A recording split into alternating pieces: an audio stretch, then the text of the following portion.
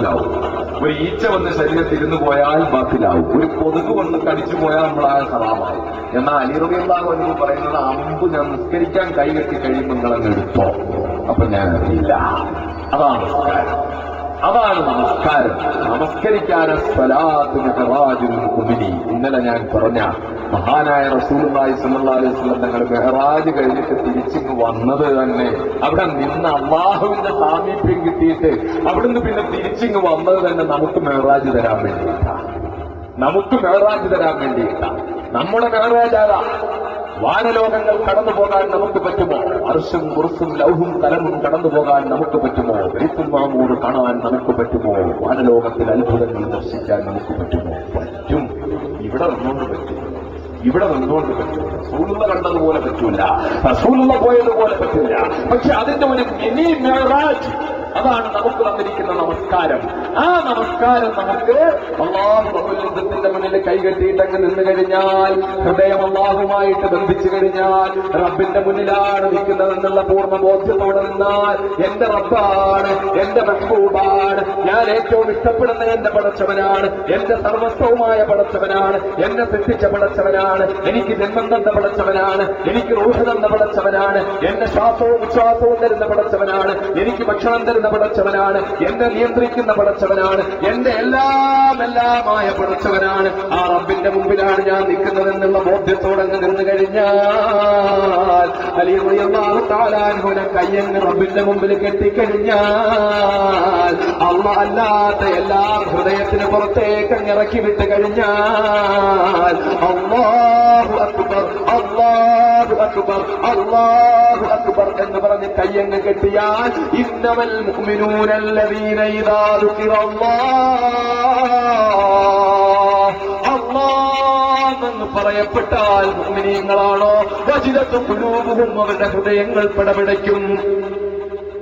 അല്ലാഹുവിന്റെ മുമ്പിൽ അങ്ങ് ചെന്ന് അല്ലാഹു അക്ബർ എന്ന് പറഞ്ഞൊരു നിപ്പങ്ങ് നിന്നാ പിന്നെ ഖൽബ് അവിടെ ചോദിക്കും അല്ലാഹുമായിട്ട് ബന്ധിപ്പിക്കും. അങ്ങനത്തെ ഒരു നിസ്കാരം നമ്മൾ 5 നേരം നിസ്കരിച്ചു കഴിഞ്ഞിട്ട് അതിനകത്ത് ഒരു 5 പ്രാവശ്യമെങ്കിലും അള്ളാഹുവിനെ ഓർക്കുന്നുണ്ടോ? നമ്മൾ ഓർക്കുന്നുണ്ടോ? അള്ളാഹുമായിട്ട് കൽബ് ബന്ധിപ്പിക്കുന്നുണ്ടോ? അള്ളാഹ് അല്ലാത്തതിനെ ഒക്കെ നമ്മൾ കൽബിൽ നിറക്കിയിട്ടാണോ നിസ്കരിക്കുന്നത്? പടച്ചവന്റെ മുമ്പിൽ നമ്മൾ സർവ്വം സമർപ്പിക്കുന്നോ? ഇതൊന്നും നമുക്ക് നമസ്കാരം കൊണ്ട് കിട്ടുന്നില്ല. പക്ഷെ അന്ന് മഹാനായ അഷ്റഫുൽ ഖൽഖ് മുഹമ്മദ് മുസ്തഫ സല്ലല്ലാഹു അലൈഹി വസല്ലം തങ്ങളുടെ ഈന്തപ്പനെ ഓല കൊണ്ട് കെട്ടിയുണ്ടാക്കിയിരുന്ന ആ സുജൂദ് ചെയ്യുമ്പോൾ നെറ്റിത്തടത്തിലെ ആ മൃദുലമായ തൊലികളിൽ പാടുകൾ വീഴുമായിരുന്ന ആ പള്ളിയുണ്ടല്ലോ, മണലിൽ സുജൂദ് ചെയ്തിരുന്ന ഈന്തപ്പനെ ഓല കൊണ്ട് കെട്ടിയുണ്ടാക്കിയിരുന്ന റസൂലുള്ളാഹിന്റെ പള്ളി, ആ പള്ളിയിൽ നിസ്കരിക്കുമ്പോഴുണ്ടാകുന്നതിന്റെ കോടിയിലൊരംശം ചൈതന്യം പോലും ഇന്ന് ആകാശം മുട്ട ഉയർന്നു നിന്ന് അമ്പിളി അമ്മാമനോട് തൊട്ടുരുമ്മി നിന്നുകൊണ്ട് മുട്ടം കൊടുത്തുകൊണ്ടടക്കം പറയുന്ന മുനാരങ്ങളും കുബ്ബകളുമുള്ള പള്ളിയിൽ നിസ്കരിക്കുമ്പോൾ നമുക്കുണ്ടാകുന്നില്ലല്ലോ സഹോദരന്മാരെ. ഈ പള്ളി കെട്ടിയുണ്ടാക്കുന്നതിനുണ്ടാക്കുന്ന താല്പര്യം, ആ പള്ളിയുടെ പരിസരത്ത് 10ഉം 30ഉം വയസ്സായിട്ട് വിവാഹം കഴിച്ചു കൊടുക്കപ്പെടാതെ കഴിയുന്ന പട്ടിണിപ്പാവങ്ങളായ സഹോദരിമാരുള്ളപ്പോൾ, ആ പള്ളിയുടെ പരിസരത്ത് അതികഠിനമായ രോഗങ്ങൾ ബാധിച്ചിട്ട് രോഗത്തിന് ചികിത്സിക്കാൻ യാതൊരു ഗതിയുമില്ലാതെ കണ്ണീരും കൈയുമായി കഴിയുന്ന സഹോദരങ്ങളുള്ളപ്പോൾ, ഒരു നേരത്തെ ഭക്ഷണം പോലും കഴിക്കാൻ വീട്ടിൽ തീ പുകയ്ക്കാൻ കഴിയാതെ അഭിമാനം കൊണ്ട് പുറത്തു പറയാൻ മടിക്കുന്ന പാവങ്ങളായ സഹോദരങ്ങൾ ആ പള്ളിയുടെ പരിസരത്തുള്ളപ്പോൾ, ആ പാവങ്ങളുടെ വിശപ്പിന്റെ വിളിയെപ്പറ്റി ചിന്തിക്കാതെ ഈ സമുദായത്തിലെ ഉമ്മമാരും പെങ്ങന്മാരും വൈകുന്നേരം ജീവിക്കാൻ വേണ്ടിയിട്ട് ഭിക്ഷാപാത്രവുമായി തെണ്ടിത്തിരിയുമ്പോൾ, അവരിൽ പലരുടെയും ചാരിത്ര്യം പോലും വിശപ്പിന്റെ വിളിമൂലം നശിപ്പിക്കപ്പെടുമ്പോൾ, ആകാശം മുട്ട കെട്ടിയുണ്ടാക്കിയ പള്ളിയും ആ പള്ളിയുടെ ഇങ്ങനെ സ്തുതിക്കുകയാണ്, സന്തോഷിക്കുകയാണ്. പള്ളിയുടെ പ്രസിഡന്റ് എന്നൊക്കെ പറഞ്ഞ അമേരിക്കൻ പ്രസിഡന്റ് എന്ന് പറയുന്ന പോലത്തെ പവറാണ് പലരും കരുതിയേക്കുന്നത്. ആ പള്ളിയുടെ പ്രസിഡന്റാണ് ഞാനെന്ന് പറഞ്ഞാൽ പലരും പരിചയപ്പെടുത്തുന്നത്. പള്ളിക്ക് എന്തിനാ? അള്ളാന്റെ പള്ളിക്ക് പിന്നൊരു പ്രസിഡന്റ് വേണം, അള്ളാന്റെ വീട് ഭരിക്കാൻ ഒരു പ്രസിഡന്റ്, പള്ളി പരിപാലക സമിതി, അങ്ങനെ തന്നെ പറയണം. ഒരുപാട് നല്ല ആളുകളുണ്ട് പള്ളി പരിപാലക സമിതിയിൽ. അത് ഞാൻ ഓർത്തുകൊണ്ട് തന്നെ പറയാ, പരിചയപ്പെടുമ്പോൾ പറയേണ്ടത് ഞാൻ വെളിയങ്കോട് പള്ളിയുടെ പ്രസിഡന്റാട്ടോ എന്ന് പറഞ്ഞല്ല പരിചയപ്പെടുന്നത്. ഞാൻ ചാവക്കാട് പള്ളിയുടെ, അകലാട് പള്ളിയുടെ, ആ പള്ളിയുടെ, ഈ പള്ളിയുടെ പ്രസിഡന്റ് എന്ന് പറഞ്ഞല്ല. പള്ളി അള്ളാഹുവിന്റെ വീടാ. ആകാശഭൂമികളുടെ സംവിധായകനായ അള്ളാഹു റബ്ബുൽ ഇസ്സത്തിന്റെ ഭവനത്തിന് എന്നെ എന്തിനാ കാക്ക ഒരു പ്രസിഡന്റ്? പ്രസിഡന്റ് പഠിച്ചോന്റെ വീടിന് വേണോ? എന്താ പറയണ്ടേ? പള്ളി പരിപാലക സമിതിയുടെ പ്രസിഡന്റ് എന്ന് തന്നെ പറഞ്ഞ് പഠിക്കണം. അങ്ങനെ പറഞ്ഞു പഠിക്കണം. അല്ലാതെ പള്ളിയുടെ പ്രസിഡന്റ് എന്ന് പറഞ്ഞ് പഠിക്കരുത്. പള്ളിക്ക് പ്രസിഡന്റ് വേണ്ട. അള്ളാന്റെ പള്ളിക്ക് വേറൊരു പ്രസിഡന്റിന്റെ ആവശ്യമില്ല. അമേരിക്കയും റഷ്യയും, അമേരിക്കയും ബ്രിട്ടനും ജപ്പാനും ജർമ്മനിയും ചൈനയും ഇന്ത്യയും പാകിസ്ഥാനും അഫ്ഗാനും എല്ലാ പ്രസിഡന്റുമാരും അല്ലാഹു റബ്ബുൽ ഇസ്സത്തിന്റെ മുന്നിൽ ഒരു മണൽത്തരിയേക്കാൾ, ഒരു കൊതുകിന്റെ ഒരു കൊതുകിന്റെ ചിറകിനേക്കാൾ നിസ്സാരമാണ്. ആകാശഭൂമികളുടെ സംവിധായകനായ അല്ലാഹു റബ്ബുൽ ഇസ്സത്ത് ഭൂമിയേക്കാൾ 13 ലക്ഷം ഇരട്ടി വലിപ്പം സൂര്യന് മാത്രമുണ്ട്. സൂര്യനുണ്ടല്ലോ, ഇവിടെ നിങ്ങൾ നോക്കുമ്പോൾ ഒരു വലിയ പർപ്പടം പോലെ ഇരിക്കുന്ന സൂര്യൻ, ആ സൂര്യന് മാത്രം ഈ ഭൂമിയേക്കാൾ 13 ലക്ഷം ഇരട്ടി വലിപ്പമുണ്ട്. ഭൂമിയേക്കാൾ കോഴിമുട്ടയേക്കാൾ 13 ലക്ഷം ഇരട്ടി വലിപ്പം എന്ന് പറഞ്ഞാൽ ഒന്ന് ഓർത്ത് നോക്കിയേ. നിങ്ങളുടെ തലയേക്കാൾ 13 ലക്ഷം ഇരട്ടി വലിപ്പമുള്ള ഒരു തലയെന്ന് പറഞ്ഞാൽ ഒന്ന് ഓർത്ത് നോക്കിയേ. ഈ പന്തലിനേക്കാൾ 13 ലക്ഷം ഇരട്ടി എന്ന് പറഞ്ഞാൽ ഒന്ന് ഓർത്ത് നോക്കിയേ. ഈ ആയിരങ്ങൾ തിങ്ങിക്കൂടി നിൽക്കുന്ന ഈ അങ്കണത്തെക്കാൾ 13 ലക്ഷം ഇരട്ടി എന്ന് പറഞ്ഞാൽ ഒന്ന് ഓർത്ത് നോക്കിയേ. അപ്പൊ പിന്നെ ഈ ചാവക്കാട് നിയോജക മണ്ഡലം, അല്ലെങ്കിൽ തൃശൂർ പാർലമെന്റ് മണ്ഡലം, അതല്ലെങ്കിൽ കേരള സംസ്ഥാനം, കേരളം കാസർഗോഡ് മുതൽ പാറശാല വരെയുള്ള, മഞ്ചേശ്വരം മുതൽ പാറശാല വരെയുള്ള കേരളം മൊത്തം നന്നായിട്ട് നമ്മളൊന്ന് ഓർത്ത് നോക്കി. ആരെങ്കിലും കേരളം മൊത്തം കണ്ടിട്ടുണ്ടോ? ഉണ്ടോ? കേരളം മൊത്തം കണ്ട ആരെങ്കിലും ഉണ്ടോ? എവിടെ കാണാനാ? വയനാടൊക്കെ ആ കാടൊക്കെ ഒന്ന് പോയി കാണാൻ നിന്നാൽ ജീവിതകാലം മൊത്തം നടന്നാലും കണ്ടു തീർക്കാൻ പറ്റുമോ? അബുവാജിയൊക്കെ ചിലപ്പോൾ കാട്ടിലൊക്കെ പോകുന്ന ആളാണ്. അപ്പൊ ഈ കാടുകളിലൊക്കെ പോയാലും ഭൂമി കണ്ടു തീർക്കാൻ പറ്റുമോ? കേരളം ആകെ, ഈ കേരളത്തിന്റെ 13 ലക്ഷം എന്ന് പറഞ്ഞാൽ ഒന്ന് സങ്കല്പിച്ച് തീർക്കാൻ പറ്റുന്നില്ലെങ്കിൽ ഇന്ത്യയുടെ 13 ലക്ഷം, ഏഷ്യയുടെ 13 ലക്ഷം ഇരട്ടി വലിപ്പം, ഏഷ്യയും ആഫ്രിക്കയും അമേരിക്കയും എല്ലാമുള്ള ഈ പ്രവിശാലമായ ഭൂഗോളം, ഈ ഭൂഗോളത്തിന്റെ മൊത്തം 13 ഇരട്ടിയല്ല, 13 ലക്ഷം ഇരട്ടി വലിപ്പം. 13 ലക്ഷം ഇരട്ടി വലിപ്പമുണ്ട് സൂര്യന്. ഭൂമിയുടെ 13 ലക്ഷം ഇരട്ടി വലിപ്പം, 109 ഇരട്ടി വ്യാസം, 33 ലക്ഷം ഇരട്ടി ഭാരം. ആ സൂര്യനെ ഈ പ്രപഞ്ചത്തിലെ വേറെ ചില നക്ഷത്രങ്ങളുമായിട്ടൊന്ന് ബന്ധപ്പെടുത്തി നോക്കിയാൽ ഭൂമിയില് ഒരു മണ്ണിരുന്നാൽ എങ്ങനെ ഇരിക്കുമോ അതുപോലെ ആയിരിക്കും സൂര്യൻ വേറെ നക്ഷത്രത്തിലിരിക്കുന്നത്. 13 ലക്ഷം ഭൂമിയുടെ വലിപ്പമുള്ള സൂര്യൻ, ആ സൂര്യനെ എടുത്ത് വേറൊരു നക്ഷത്രത്തിലേക്ക് വെച്ചാൽ ഭൂമിയിൽ ഒരു മണ്ണിരിക്കുന്നത് പോലാണ് സൂര്യൻ ആ നക്ഷത്രത്തിലിരിക്കുന്നത്. ഇന്ന ഫീ ഖൽഖിസ് സമാവാതി വൽ അർളി വഖ്തിലാഫിൽ ലൈലി വൻ നഹാരി ലആയാതിൻ ലിഉലിൽ അൽബാബ് الذين يذكرون الله قياما وقعودا وعلى جنوبهم ويتفكرون في خلق السماوات والأرض ربنا ما خلقت هذا باطلا سبحانك فقنا عذاب النار ربنا إنك من تدخل النار فقد أخزيت وما للظالمين من أنصار. ആകാശത്തെക്കുറിച്ച് ചിന്തിച്ചാൽ, ഭൂമിയെക്കുറിച്ച് ചിന്തിച്ചാൽ, രാത്രിയും പകലും മാറി മാറി വരുന്നതിനെപ്പറ്റി ചിന്തിച്ചാൽ അറിയാതെ പറഞ്ഞു പോകും റബ്ബനാ, ഞങ്ങളുടെ രക്ഷിതാവേ, മാ ഖലഖ്ത ഹാദാ ബാത്തിലാ, ഇതിനെ ഒന്നും നീ വെറുതെയല്ല റബ്ബേ സൃഷ്ടിച്ചത്, അതുകൊണ്ട് നിന്റെ പരിശുദ്ധിയെ വാഴ്ത്തുന്നു. ഞങ്ങളത് ഈ കത്തിക്കാളുന്ന നരകത്തിനെ തൊട്ട് കാക്കണേ. ഈ സർവേശ്വരനായ, സർവജ്ഞനായ, സർവലോക സംരക്ഷകനായ, സർവാധിപതിയായ, സർവലോക സൃഷ്ടിസ്ഥിതി സംഹാരകർത്താവായ, സർവഗുണ സമ്പൂർണനായ അല്ലാഹു റബ്ബുൽ ഇസ്സത്തെ നിന്നെ ധിക്കരിച്ചുകൊണ്ട് നരകത്തിൽ പോകുന്നവരിൽ ഞങ്ങളെ നീ പെടാതെ കാക്കണേ. റബ്ബനാ ഇന്നക മൻ തുദ്ഖിലിൻ നാറ ഫഖദ് അഖ്സൈതാ, നീ ആരെങ്കിലും നരകത്തിൽ പ്രവേശിപ്പിച്ചാൽ അവൻ അതുകൊണ്ട് നിന്ദിതനായി, അവൻ അതുകൊണ്ട് നീചനായി, അവൻ അതുകൊണ്ട് നികൃഷ്ടനായി. അതുകൊണ്ട് ഞങ്ങളെ നരകത്തിൽ പ്രവേശിപ്പിക്കാതെ കാക്കണേ. ആകാശത്തെക്കുറിച്ചൊക്കെ വെറുതെ ഇങ്ങനെ ഇരിക്കുമ്പോഴേ, കടലോരത്ത് പോയിരിക്കുമ്പോൾ കുപ്പിയല്ല മോനെ കയ്യിൽ വേണ്ടത്. എന്നോടൊരാൾ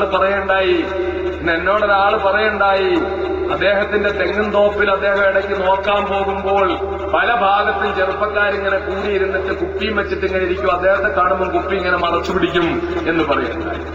എന്ന് മാത്രമല്ല വിശുദ്ധ റമളാനിൽ പോലും മദ്യപിക്കുന്ന ചെറുപ്പക്കാർ നമ്മുടെ പരിസര പ്രദേശങ്ങളിൽ ഉണ്ടെന്ന് പറയുമ്പോൾ പല നാടുകളിലും 11 മാസം കുപ്പിയുമായി നടക്കുന്നവരും 12ാമത്തെ മാസം റമളാനാവുമ്പം കുപ്പി മാറ്റിയിട്ട് തൊപ്പിയിടും. പക്ഷെ ചിലയിടത്തൊക്കെ 12ാമത്തെ മാസമായിട്ടും റമളാനും ശഅബാനും തമ്മിലൊന്നും ഒരു വ്യത്യാസമില്ല. അല്ലാഹുവിനെ കുറിച്ച് ഓർക്കണം. എങ്ങനെയാ മദ്യപിക്കാൻ പറ്റുക? എന്റെ പ്രിയപ്പെട്ട അനുജന്മാരോട് ഇന്നലെ ഞാൻ ആകെ പറഞ്ഞത് പാൻപരാഗിനെ പറ്റി. അതാ വലിയ കാര്യം വിചാരിച്ചാൽ ഞാൻ പറഞ്ഞത്. അപ്പൊ ഇന്ന് ഞാൻ അറിയുന്നു പാപ്പ പെരുന്നാളിന് പള്ളിയിൽ പോകില്ല, പിന്നല്ലേ വെള്ളിയാഴ്ച പോകാന്ന് പറഞ്ഞ പോലെ ഇവിടെ ഇന്ന് ഞാൻ അറിയുന്നു അതൊക്കെ ചെറിയ കാര്യം ഉസ്താദേ, മദ്യമാണ് ഇവിടുത്തെ പ്രധാന പ്രശ്നമെന്ന്. എങ്ങനെയാ എന്റെ പ്രിയപ്പെട്ട അനുജന്മാരെ, എങ്ങനെയാ എന്റെ പ്രിയപ്പെട്ട സഹോദരങ്ങളെ, എന്റെ പൊന്നുമക്കളെ, എങ്ങനെയാ നമുക്ക് മദ്യപിക്കാൻ പറ്റുക? അള്ളാഹുവിന്റെ വിശുദ്ധ ഖുർആൻ നിഷിദ്ധമാക്കിയ, ഹറാമാക്കിയ, അള്ളാഹുവിന്റെ പ്രവാചകൻ മുഹമ്മദ് മുസ്തഫ സല്ലല്ലാഹു അലൈഹി വസല്ലം തങ്ങൾ ഹറാമാക്കിയ വിശുദ്ധ ഖുർആനിലൂടെ അല്ലാഹു തആല കള്ളിന്റെ ദൂഷ്യവശങ്ങൾ പറഞ്ഞിട്ട് അവസാനം ഹൽ അൻതും മുന്തഹൂൻ, നിങ്ങളങ്ങ് നിർത്തുന്നുണ്ടോ എന്ന് ചോദിച്ചപ്പോൾ ഇന്തഹൈനാ യാ റസൂലല്ലാഹ്, ഇന്തഹൈനാ യാ റസൂലല്ലാഹ്, ബുറൈദ റളിയല്ലാഹു അൻഹുവിന്റെ ഷോപ്പിലിരുന്ന് മദ്യപിച്ചുകൊണ്ട് പല സഹാബാക്കളും ഇരിക്കുമ്പോഴാ മക്കളെ വിശുദ്ധ ഖുർആന്റെ ആയത്തിറങ്ങുന്നത്. ഇന്നമൽ ഖംറു വൽ മൈസിറു വൽ അൻസാബു വൽ അദ്ലാമു റിജ്സും മിൻ അമലി ശൈത്താൻ. തീർച്ചയായും കള്ളും ചൂടുകളിയും അതുപോലെ പ്രശ്നം നോക്കലുമൊക്കെ വളരെ നികൃഷ്ടമായ ശൈത്താന്റെ പ്രേരകങ്ങളിൽ പെട്ടതാണ് എന്ന് വിശുദ്ധ ഖുർആൻ സൂക്തമിറങ്ങിയിട്ട് കള്ളിന്റെ ദൂഷ്യവശങ്ങളെ കുറിച്ചുള്ള ആയത്തിറങ്ങിയിട്ട് ആ ആയത്തിന്റെ അടുത്ത ആയത്തിന്റെ അവസാനത്തിൽ അല്ലാഹു ചോദിക്കുന്നു ഹല്ലന്തും മുന്തഹൂൻ, ഈ കള്ള് അപകടമാണ്, ഈ കള്ള് ദോഷമാണ്, ഈ കള്ള് നികൃഷ്ടമാണ്, ഈ കള്ള് ഉപയോഗിക്കുന്നത് തെറ്റാണ്, അതുകൊണ്ട് നിങ്ങൾ കള്ളുകൂടി നിർത്തുന്നുണ്ടോ? ഈ ചോദ്യം അങ്ങ് ചോദിച്ചപ്പോഴേക്ക് അതാ ബുറൈദ റളിയല്ലാഹു അൻഹുവിന്റെ ഷോപ്പിലിരുന്ന് മദ്യപിച്ച സഹാബാക്കൾ പലരും ഉണ്ടായിരുന്നു. അവരെന്താ ചെയ്തത്? ആ കുടിച്ചുകൊണ്ടിരിക്കുന്ന മദ്യമങ്ങ് കുടിച്ചു തീർക്കാമെന്നല്ല കരുതിയത്, ആ കുപ്പിയിലിരിക്കുന്നതങ്ങ് കുടിച്ചു തീർക്കാമെന്നല്ല കരുതിയത്, പിന്നെ എന്താ വലിയ പാത്രത്തിലിരിക്കുന്നതങ്ങ് വിറ്റ് തീർക്കാമെന്നല്ല കരുതിയത്. അതാ അവര് ചാടിയണീക്കുകയാണ്. കള്ള് നിഷിദ്ധമാണെന്ന് ആയത്തങ്ങിറങ്ങിക്കഴിഞ്ഞപ്പോൾ ആ വലിയ വലിയ പാത്രങ്ങളിരുന്ന മൺപാത്രങ്ങളിൽ മൺഭരണികളിലിരുന്ന കള്ള് ഈത്തപ്പന മണല് കൊണ്ട് അടിച്ചു പൊട്ടിക്കുകയാ മക്കളെ. കള്ള് ഒഴുകാൻ തുടങ്ങി മക്കളെ. പാത്രത്തിലിരുന്ന കള്ള് വലിച്ചു വീശി മക്കളെ. കയ്യിൽ പിടിച്ചിരുന്ന കള്ള് വലിച്ചെറിഞ്ഞു മക്കളെ. അതുകൊണ്ടും തീർന്നില്ല. ആയത്ത് വരുന്നതിന് മുമ്പ് കുടിച്ചു പോയതല്ലേ, ഉള്ളിൽ കിടക്കുന്നത് അവിടെ കിടന്നോട്ടെ എന്ന് കരുതിയില്ല. വായിലേക്ക് വിരലിട്ടിട്ട് ആ കള്ള് ഛർദിച്ചു മക്കളെ. എന്നിട്ട് മദീനയിലൂടെ മദ്യത്തിന്റെ പുഴ ഒഴുക്കിക്കൊണ്ട് അവരതാ അല്ലാഹുവിന്റെ റസൂലിന്റെ അടുക്കലേക്ക് പോവുകയാ. എന്നിട്ട് വിളിച്ചു പറയുകയാ ഇന്തഹൈനാ യാ റസൂലല്ലാഹ്, ഇന്തഹൈനാ യാ റസൂലല്ലാഹ്, ഞങ്ങൾ കള്ളുകൂടി നിർത്തി നബിയേ, നിർത്തി നബിയേ, ഇനി ഞങ്ങൾ മദ്യം വിൽക്കൂല്ല നബിയേ, ഇനി മദ്യം ഉണ്ടാക്കൂല്ല നബിയേ, ഇനി മദ്യം സൽക്കരിക്കൂല്ല നബിയേ, ഇനി മദ്യം സൂക്ഷിക്കൂല്ല നബിയേ, ഇനി മദ്യം കുടിക്കൂല്ല നബിയേ. അങ്ങനെ മദ്യത്തിന്റെ പാത്രങ്ങൾ വലിച്ചെറിഞ്ഞുകൊണ്ട് എന്നേക്കുമായി മദ്യത്തോട് വിട പറഞ്ഞ സഹാബാക്കളുടെ മഹാനായ ജഅഫർ ഇബ്നു അബീ താലിബ് ഉൾപ്പെടെയുള്ള മഹാനായ എത്രയോ മഹാന്മാരായ സഹാബാക്കള് ബുറൈദ റളിയല്ലാഹു അൻഹുവിനെ പോലെയുള്ള ആ ധീര സഹാബാക്കൾ സ്വർഗത്തിലേക്ക് കടക്കുമ്പോൾ നമുക്ക് സ്വർഗത്തിലൊന്ന് പോകണ്ടേ മക്കളെ? അതെ, എന്നും ദുനിയാവിൽ ഇങ്ങനെ കഴിയാമെന്ന് കരുതുന്നുണ്ടോ മക്കളെ? മരണത്തിന്റെ പിടിയിൽ നിന്ന് രക്ഷപ്പെടാമെന്ന് കരുതുന്നുണ്ടോ മക്കളെ? വളരെ ഗൗരവപൂർവ്വം ചിന്തിക്കേണ്ടതാ. ഈ വിശുദ്ധ റമദാന്റെ ആദ്യം നോമ്പ് പിടിച്ചോരിന്ന് നമ്മുടെ കൂടുണ്ടോ മക്കളെ? വിനീതനായ ഞാൻ കരുനാഗപ്പള്ളിയിലെ പള്ളിയിലെ മുഅദ്ദിനായ ഒരു സഹോദരനുണ്ട്. അദ്ദേഹം 40 കൊല്ലം കൊണ്ടൊരു പള്ളിയിൽ ഖിദ്മത്ത് ചെയ്യുകയാ. അദ്ദേഹത്തിന്റെ 3 മക്കളുണ്ട്. 3 പേരെ ആലിമീങ്ങളാക്കി വിശുദ്ധ ഖുർആൻ ശരീഫ് കാണാതെ പഠിപ്പിച്ച് ഹാഫിളീങ്ങളാക്കി. ആ 3 മക്കളുടെ പിതാവായ സഹോദരന് അല്ലാഹുവേ ഈ വിശുദ്ധ റമദാന്റെ ആദ്യം നോമ്പ് പിടിച്ച സഹോദരനാ പക്ഷേ പിന്നീട് റമദാന്റെ ആദ്യത്തെ 10 തീരുന്നതിന് മുമ്പ് ആ പ്രിയപ്പെട്ട സഹോദരൻ മരണപ്പെട്ട് മയ്യത്ത് നിസ്കരിച്ചിട്ടാണ് വിനീതനായ ഞാൻ അവിടെ നിന്ന് പോന്നത്. എന്റെ സഹോദരങ്ങൾ മനസ്സിലാക്കണം. എന്തിനാ ഞാൻ അധികം പറയുന്നത്? ഇന്നലെ ഈ സദസ്സിന് പ്രസംഗം കേൾക്കാമെന്ന സഹോദരന് ഇന്ന് ഞാൻ ആ സഹോദരന്റെ വീട്ടിൽ പോയതാ, ഈ വേദിയിൽ വന്നതാ, ഒരു നോക്ക് കാണാനും ഒന്ന് പ്രസംഗം കേൾക്കാനുമായിട്ട് വന്നതാണെന്ന് വീട്ടിൽ നിന്ന് പോയപ്പോൾ ബന്ധുക്കൾ പറയുകയാ. ആ സഹോദരൻ പ്രസംഗം കേൾക്കാൻ വന്നതാ, ഇവിടെ വന്നപ്പോ തലച്ചുറ്റലുണ്ടാവുകയാ, അദ്ദേഹത്തെ ആശുപത്രിയിലേക്ക് കൊണ്ടുപോവുകയാ, ഹാർട്ട് അറ്റാക്ക് വന്ന് മരണപ്പെടുകയാ. ആ പ്രിയപ്പെട്ട സഹോദരന്റെ മയ്യത്തടക്കി ഇന്ന് 11 മണിക്ക്, ഇന്നലെ 11 മണിക്ക് ജീവിച്ചിരുന്നതാ മക്കളെ. ഇന്നലെ നിങ്ങൾ വാതിൽ വരുമ്പോൾ ആ സഹോദരൻ ജീവിച്ചിരിപ്പുണ്ട്. ഇന്നലെ നിങ്ങൾ ഈ സ്റ്റേജിൽ വന്നപ്പോൾ ആ സഹോദരൻ ജീവിച്ചിരിപ്പുണ്ട്. ഇന്നലെ ഞാനിവിടെ പ്രസംഗിക്കുമ്പോൾ ആ സഹോദരൻ ജീവിച്ചിരിപ്പുണ്ട്. പക്ഷെ ഇന്ന് ആ പ്രിയപ്പെട്ട സഹോദരൻ എവിടെയാ ഉള്ളത്? ഖബറിന്റെ ഏകാന്തതയിലാണല്ലോ പ്രിയപ്പെട്ട മക്കളെ ഉള്ളത്. ഇങ്ങനെ എത്ര പേരാണ് ഇന്ന് വേർപെട്ടുകൊണ്ടിരിക്കുന്നത്. വിശുദ്ധ റമദാനിൽ നോമ്പ് പിടിച്ച കൊല്ലം ജില്ലയിലെ 3 ചെറുപ്പക്കാര് ബന്ധുവിനെ നെടുമ്പാശ്ശേരി എയർപോർട്ടിൽ യാത്ര അയക്കാൻ വേണ്ടി കൊണ്ടുപോയതാ. ആ ബന്ധുക്കളുമൊത്ത് വന്ന കാറിൽ ആക്സിഡന്റ് ആയിട്ട് 3 പേര് വന്ന് മരിച്ചു പോവുകയാ കരുനാഗപ്പള്ളിക്കടുത്ത് വെച്ച്. ഇങ്ങനെ എത്രയെത്ര സഹോദരങ്ങളാ എന്റെ പ്രിയപ്പെട്ട സഹോദരങ്ങളെ. മരണം നമ്മുടെ തൊട്ടുമുന്നിലുണ്ട് മക്കളെ. എപ്പോഴാണ് മരണം നമ്മളെ വന്ന് പിടികൂടുന്നതെന്നറിയില്ല. ഏത് നിമിഷമാണ് മരണത്തിന്റെ പിടിയിലകപ്പെടുന്നതെന്നറിയില്ല. ഈ ഇരിക്കുന്നവർക്ക് ഉറപ്പിക്കാൻ പറ്റുമോ? ഇന്ന് രാത്രിയിൽ പോയിട്ട് അത്താഴം കഴിച്ച് നിയത്ത് വെച്ച് നാളത്തെ നോമ്പ് പിടിക്കാൻ പറ്റുമെന്ന് ഈ വിനീതനായ എനിക്ക് ഉറപ്പിക്കാൻ പറ്റുമോ? നാളെ ഞാൻ മലപ്പുറത്ത് കുളപ്പുറത്ത് ഏറ്റിട്ടുള്ള റമദാൻ പ്രഭാഷണത്തില് എനിക്ക് പോയി പ്രസംഗിക്കാൻ പറ്റുമെന്ന് ഉറപ്പിക്കാൻ പറ്റുമോ? രോഗം വേണോ, അസുഖം വേണോ? ഒന്നും വേണ്ട, മരിക്കുന്നതിനൊന്നും വേണ്ട. വിനീതനായ ഞാന് അൻവാർ ശരിയുടെ ബ്രാഞ്ച് പോലൊരു സ്ഥാപനം എറണാകുളത്ത് പെരുമ്പാവൂരില് ഒരു ഖുർആൻ റിസർച്ച് സെന്റർ ഹിഫ്ളിന്റെ മദ്രസ ഉൾപ്പെടെ ആരംഭിച്ച് അതിന്റെ ഉദ്ഘാടന ദിവസം ഞാൻ അങ്ങോട്ട് പോകുമ്പോൾ എനിക്ക് കൊട്ടാരക്കരയിൽ നിന്നൊരു ഫോൺ വരികയാ. ഉസ്താദേ, നമ്മുടെ സക്കീർ മരണപ്പെട്ടു പോയി, ഉസ്താദ് ഒന്ന് വരണം, ആ വീട്ടിലൊന്ന് വരണമെന്ന് പറയുകയാ. ഞാൻ ചോദിക്കുന്നു, ഏത് സക്കീറാണോനെ മരിച്ചത്? ഇന്ന സക്കീർ എന്ന് പറയുമ്പോൾ ഞാൻ അത്ഭുതപ്പെട്ടു പോവുകയാ. കാരണം അതിന് 4 ദിവസം മുമ്പ് എറണാകുളത്ത് നടന്ന പാർട്ടി മീറ്റിംഗില് രാവിലെ മുതൽ വൈകിട്ട് വരെ ഓഫീസിലുണ്ടായിരുന്ന സഹോദരനാ, നല്ല ആരോഗ്യവാനായ ചെറുപ്പക്കാരനാ. എങ്ങനാ മരിച്ചതെന്ന് ചോദിച്ചപ്പോൾ പറയുന്നു, ഒരു രോഗവും ഇല്ലായിരുന്നു, പെങ്ങളുടെ വീട് പ്രവേശനമായിരുന്നു, അയാൾ പാചകക്കാരനാ, അവിടെ ഭക്ഷണം ഉണ്ടാക്കാൻ വേണ്ടി പോയതാ. ഭക്ഷണം ഉണ്ടാക്കിക്കൊണ്ടിരിക്കുമ്പോൾ ഒരു ചെറിയ അസ്വസ്ഥത തോന്നി. നടന്ന് ശാസ്താംകോട്ടയിൽ എന്റെ ജന്മനാടിനടുത്താണ്, നടന്ന് അടുത്തുള്ള ഹോസ്പിറ്റലിൽ പോയി, പ്രൈവറ്റ് ഹോസ്പിറ്റലിന്. അവിടെ ചെന്ന് അവിടുത്തെ കാർഡിയോളജിസ്റ്റ് പരിശോധന നടന്നുകൊണ്ടിരിക്കുമ്പോൾ പെട്ടെന്നങ്ങ് മരണപ്പെട്ട്. എത്ര മരണങ്ങളായി ഇങ്ങനെ നടക്കുന്നത്. ഇന്നലെ നമ്മോടൊപ്പം പ്രസംഗത്തിന്റെ തുടക്കത്തിൽ ഉണ്ടായിരുന്ന സഹോദരൻ മരിച്ചെന്ന് പറയുമ്പോൾ പിന്നെ ഞാൻ എന്തിനാ വേറെ ഉദാഹരണം പറയുന്നത്? ഞാനും നിങ്ങളും മരിക്കില്ലെന്ന് കരുതുന്നുണ്ടോ മക്കളെ?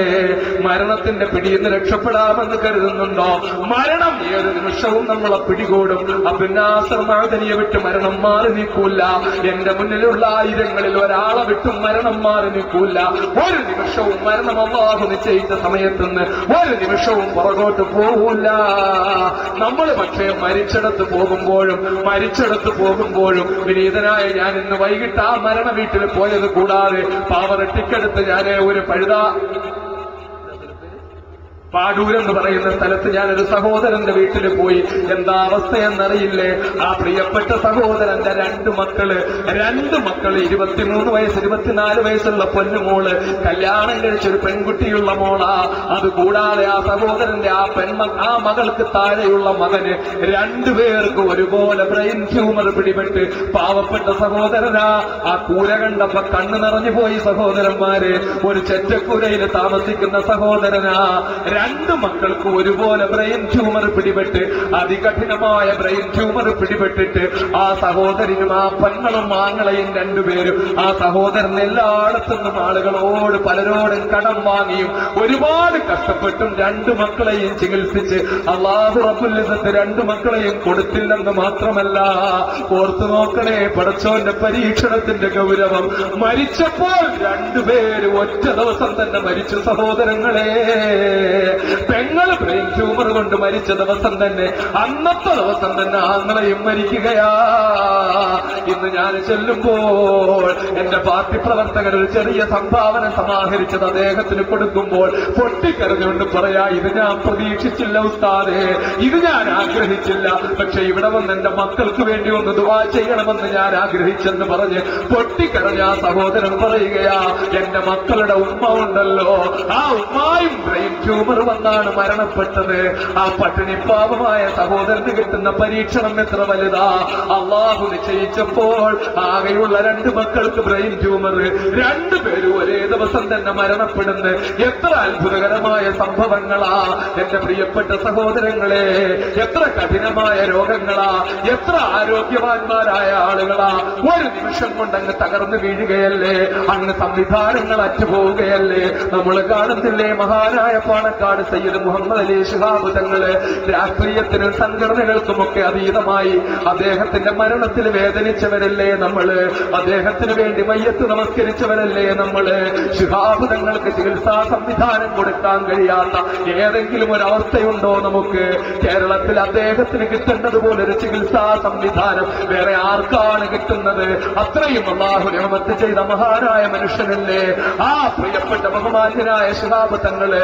നമ്മൾ കണ്ടില്ലേ, ഒന്ന് ബാത്റൂമിലൊന്ന് സ്ലിപ്പായിട്ട് വീണിട്ട് ആശുപത്രിയിൽ കൊണ്ടുപോകുന്ന വളരെ നിസ്സാരമായ പരിക്കുകളേ ഉള്ളൂ. ആ പരിക്കിന് ചികിത്സിച്ചിട്ട് ചെറിയ മുറിവുകളിൽ മരുന്ന് വെച്ചിട്ട് ചുണ്ടിനുണ്ടായ ചെറിയ മുറിവ് സ്റ്റിച്ച് ചെയ്തിട്ട് ഡോക്ടർമാര് ചികിത്സ കൊടുക്കുന്നു. പക്ഷേ അദ്ദേഹത്തിന്റെ ഹാർട്ടിനുണ്ടായ രോഗത്തെപ്പറ്റി ഡോക്ടർമാർക്ക് മനസ്സിലാക്കാൻ കഴിയുന്നില്ല. അദ്ദേഹത്തിന്റെ ഹാർട്ടിന്റെ രോഗമാണ് അദ്ദേഹത്തെ പെട്ടെന്ന് ബാത്റൂമിൽ വീഴുന്ന അവസ്ഥയിലാക്കിയത് എന്നത് ഡോക്ടർമാരുടെ ശ്രദ്ധ അങ്ങോട്ട് പോകുന്നില്ല. ഒരു ചെറിയ പ്രൈവറ്റ് ഹോസ്പിറ്റലിൽ കിടന്നുകൊണ്ട് ബഹുമാന്യനായ ശിഹാബ് തങ്ങൾ കേരളീയ സമൂഹത്തോട് വിട പറഞ്ഞില്ലേ. അല്ലാഹു റബ്ബുൽ ഇസ്സത്ത് സംവിധാനങ്ങളെല്ലാം കൊടുത്തിട്ടുണ്ടായിരുന്നെങ്കിലും രോഗമൊന്ന് കണ്ടുപിടിക്കാൻ കഴിയുന്ന സാഹചര്യങ്ങൾ സൃഷ്ടിക്കപ്പെട്ടില്ലെന്ന് പറയുമ്പോൾ ഇനി നമ്മുടെയൊക്കെ അവസ്ഥ, നാം ഓരോരുത്തരും ഏത് നിമിഷത്തിലാണ് എപ്പോഴാണ് മരണപ്പെടുന്നത്, അല്ലാഹു റബ്ബുൽ ഇസ്സത്ത് എപ്പോഴാണ് നമ്മുടെ റൂഹ് പിടിക്കുന്നത്? നമ്മളത് ഗൗരവപൂർവ്വം ചിന്തിക്കണം. ഓരോ മരണത്തിന് പോകുമ്പോഴും നമ്മൾ വാച്ച് നോക്കുകയാ, എനിക്കവിടെ പോകേണ്ട സമയമായല്ലോ, എനിക്ക് ഭാര്യയെ കൊണ്ടുപോകേണ്ട സമയമായല്ലോ, എനിക്ക് മക്കളെ സ്കൂളിൽ നിന്ന് എടുക്കേണ്ട സമയമായല്ലോ, എനിക്ക് അവിടെ പോയി കച്ചവടം ഉറപ്പിക്കേണ്ട സമയമായല്ലോ, ഇന്ന് ഭൂമിക്ക് അഡ്വാൻസ് കൊടുക്കാന്ന് പറഞ്ഞ സമയമാണല്ലോ. നമുക്ക് ധൃതിയാണ് ധൃതിയാണ് ധൃതിയാണ്. വാച്ച് കാണുമ്പോൾ നമുക്ക് മുന്നോട്ട് പോകാനുള്ള ആഗ്രഹമാണ്. നമുക്ക് മയ്യത്തിന്റെ മുമ്പിൽ നിൽക്കുമ്പോൾ പോലും സഹോദരങ്ങളെ, നാം മരിക്കുമെന്ന ചിന്ത നമുക്കില്ല, മരിക്കുമെന്ന ഓർമ്മ നമുക്കില്ല. ഇനി എങ്ങാനും നമുക്കൊരു ചെറിയ നെഞ്ചുവേദന വന്ന് നമ്മൾ നേരെ തൃശ്ശൂരേക്ക് കൊണ്ടുപോവുകയാ, മദർ ഹോസ്പിറ്റലിലേക്കോ മറ്റു ഹോസ്പിറ്റലിലേക്കോ, എറണാകുളത്തങ്ങ് അമൃതയിലേക്കോ തിരുവനന്തപുരത്ത് കിംസിലേക്കോ കൊണ്ടുപോവുകയാ. വിദഗ്ധനായ കാർഡിയോളജിസ്റ്റ് എല്ലാ പരിശോധനകളും നടത്തിയിട്ട് ചോദിക്കുകയാ, നിങ്ങൾ മരിച്ചു പോകുമെന്ന് പേടിച്ചു പോയോ? അതേ, പേടിച്ചു പോയി. അപ്പൊ ഡോക്ടർ പറയുന്നു, ഇല്ല, നിങ്ങൾ അങ്ങനെ പെട്ടെന്ന് മരിക്കൂല. അപ്പം മുഖമങ്ങ് 14-ാം രാവിലെ പരിപൂർണ ചന്ദ്രനെ പോലെ വിടരും. പിന്നെ വീണ്ടും അയാൾ പറയുന്നു, പക്ഷേ നിങ്ങൾ ഒരു 10 കൊല്ലം കൂടെ ജീവിക്കുകയുള്ളൂ, 2019 ആവുമ്പം മരിച്ചു പോകുമെന്ന് പറഞ്ഞാൽ പറയുന്ന നിമിഷം മുതൽ ഞാനും നിങ്ങളും മരിച്ചു പോകാൻ തുടങ്ങില്ലേ മക്കളെ? 10 കൊല്ലം കഴിഞ്ഞാ മരിക്കുമെന്ന് പറഞ്ഞേ. പക്ഷെ പിന്നെ നമുക്ക് കലണ്ടർ കണ്ടാൽ പേടിയാ. 2010 കലണ്ടർ കണ്ടാൽ നെഞ്ചു പിടയ്ക്കാൻ തുടങ്ങും. 2011 കലണ്ടർ കണ്ടാൽ തളർന്നു പോകും. 10 കൊല്ലം ജീവിച്ചിരിക്കുമെന്ന് പറഞ്ഞാലും നമുക്ക് മരണത്തെ പേടിയാ. 10 കൊല്ലം കഴിഞ്ഞ് വരേണ്ട മരണത്തെ നമുക്ക് പേടിയാ. ഈ അവസ്ഥ മുഅ്മിനിന് മാറണം മക്കളെ. മുഅ്മിൻ മരണത്തെ പ്രതീക്ഷിക്കുന്നവനാകണം, മരണത്തെ ആഗ്രഹിക്കുന്നവനാകരുത്. വളരെ ഗൗരവപൂർവ്വം ഹൃദയാന്തരാളങ്ങളിൽ അടിവരയിട്ട് ചിന്തിക്കണം മക്കളെ, അടിവരയിട്ട് സൂക്ഷിക്കണം. ഒരു വിശ്വാസിയും ഞാനങ്ങ് മരിച്ചുപോയെങ്കിലെന്ന് ആഗ്രഹിക്കാൻ പാടില്ല, എന്നെ അങ്ങ് മരിപ്പിക്കണേ എന്ന് പ്രാർത്ഥിക്കാൻ പാടില്ല, മരണത്തെ ആഗ്രഹിക്കാൻ പാടില്ല. പക്ഷേ മരണത്തെ പ്രതീക്ഷിക്കുന്നവനാകണം. എപ്പം മരണം വന്നാലും എപ്പോഴും മഹാനായ ഖാബിലുൽ അർവാഹ് മലക്ക് അസ്റായീൽ അലൈഹിസ്സലാം എന്ന് വിളിച്ചാലും അസ്റായീൽ വന്ന് പോകാമെന്ന് പറയുമ്പോൾ ആ പോകാൻ ഞാൻ തയ്യാറാണ്, വരികയാണ്, ഞാൻ പ്രതീക്ഷിച്ചിരുന്നതാണെന്ന് പറഞ്ഞ് അസ്രായേലിന്റെ കൂടെ പോകാൻ തയ്യാറുള്ള എത്ര പേര് എന്നിലും നിങ്ങളിലുമുണ്ട് മക്കളെ. മഹാനായ ഇമാം ഗസാലി റഹ്മത്തുള്ളാഹി അലൈഹി തന്റെ പ്രിയപ്പെട്ട ശിഷ്യന്മാർക്ക് ക്ലാസ് എടുത്തുകൊണ്ടിരിക്കുമ്പോൾ പെട്ടെന്ന് അദ്ദേഹം പറയുന്നു, എന്നെ കൂട്ടിക്കൊണ്ടുപോകാൻ ഒരു വിരുന്നുകാരൻ വരാനുണ്ട്. ആ വിരുന്നുകാരനെ പ്രതീക്ഷിച്ചിട്ട് ആ വിരുന്നുകാരന്റെ അടുക്കലേക്ക് ഞാൻ ആ വിരുന്നുകാരനെ കാത്തു നിൽക്കേണ്ടതുണ്ട് എന്ന് പറഞ്ഞ് മഹാനായ ഇമാം ഗസാലി റഹ്മത്തുള്ളാഹി അലൈഹി അകത്തേക്ക് പോവുകയാ. ശിഷ്യന്മാരൊക്കെ കാത്തിരിക്കുകയാ. ആരായിരിക്കും ആ വിരുന്നുകാരൻ, നമ്മളും ഇപ്പൊ കാണുമെന്ന് പറഞ്ഞ് കാത്തിരിക്കുകയാ. കുറെ നേരം കഴിഞ്ഞിട്ടും ഇമാം ഗസാലിയെ കാണുന്നില്ല. പതുക്കെ ശിഷ്യന്മാര് ഡോറ് തുറന്നു നോക്കിയപ്പോൾ ഇമാം ഗസാലി റഹ്മത്തുള്ളാഹി അലൈഹി ആ ശരീരത്തെല്ലാം വെള്ളവസ്ത്രം ധരിച്ച് കുളിച്ച് വെള്ളവസ്ത്രം ധരിച്ച് അത്തർ പൂശി കഫൻ തുണിയുടെ മുകളിൽ കയറി കിടക്കുകയാ. അടുത്ത് ചെന്ന് തട്ടി നോക്കിയപ്പോൾ ഇമാം ഗസാലി ഈ ലോകത്തോട് യാത്ര പറഞ്ഞിരിക്കുകയാ. മഹാനായ അസ്രായീൽ അലൈഹിസ്സലാം വരുന്നത് കാത്തുകൊണ്ട് കാത്തിരുന്നിട്ട് അസ്രായീൽ വരുന്ന നിമിഷത്തിന് വേണ്ടി കാത്തിരുന്നെങ്കിൽ ആ മഹാനായ ഇമാം ഗസാലിക്ക് കഴിഞ്ഞതുപോലെ ഒരു പക്ഷേ നമുക്ക് കഴിയില്ലെങ്കിലും മരണത്തെ പ്രതീക്ഷിക്കാൻ നമുക്ക് കഴിയണം മക്കളെ. ഏത് നിമിഷവും മരണം നമ്മളെ പിടികൂടാൻ മക്കളെ. ആ മരണത്തെ പിടികൂടാൻ നമ്മൾ ആരെങ്കിലും മരിക്കുമ്പോൾ ചാവക്കാട്ട് ടെക്സ്റ്റൈൽസിൽ പോയിട്ട് മരണപ്പെട്ടവന്റെ കഫൻ പൊതിയാൻ വേണ്ടി നമ്മൾ തുണി വാങ്ങുമ്പോൾ ആ കഫൻ തുണി നമ്മൾ വാങ്ങുമ്പോൾ ഒരു അലമാരയിലെ ഒരു ഷെൽഫിലിരിക്കുന്ന തുണി നമ്മൾ എടുക്കുമ്പോൾ ധൃതി പിടിച്ച് നമ്മൾ പോകാൻ വേണ്ടി പെട്ടെന്ന് തുണിയെടുക്കെന്ന് പറയുമ്പോൾ അടുത്ത ഷെൽഫിൽ നിന്ന് വേറൊരു തുണി, ഒരു വെള്ളത്തുണി നമ്മളെ നോക്കി പുഞ്ചിരിക്കുന്നുണ്ട് മക്കളെ. ഇപ്പം നീ വാങ്ങാൻ വന്നവനാണ്, ഇനി നിനക്ക് വേണ്ടി വാങ്ങാൻ വരുന്ന ദിവസമുണ്ട്. അന്ന് നിനക്ക് ധൃതി പിടിക്കാൻ കഴിയില്ല എന്ന് പറഞ്ഞ് വേറൊരു ഷെൽഫിൽ ഒരു വെള്ളത്തുണി നമ്മളെ നോക്കി പുഞ്ചിരിക്കുന്ന കാര്യം നമ്മൾ മറന്നു പോകരുത് മക്കളെ. ആ മരണം നമ്മളെ പിടികൂടിയാൽ പുഞ്ചിരിച്ചുകൊണ്ട് മരിക്കാൻ നമുക്ക് പറ്റണം മക്കളെ. അവസാനത്തെ വാക്ക് ലാ ഇലാഹ ഇല്ലല്ലാഹ് എന്നാകാൻ നമുക്ക് പറ്റണം മക്കളെ.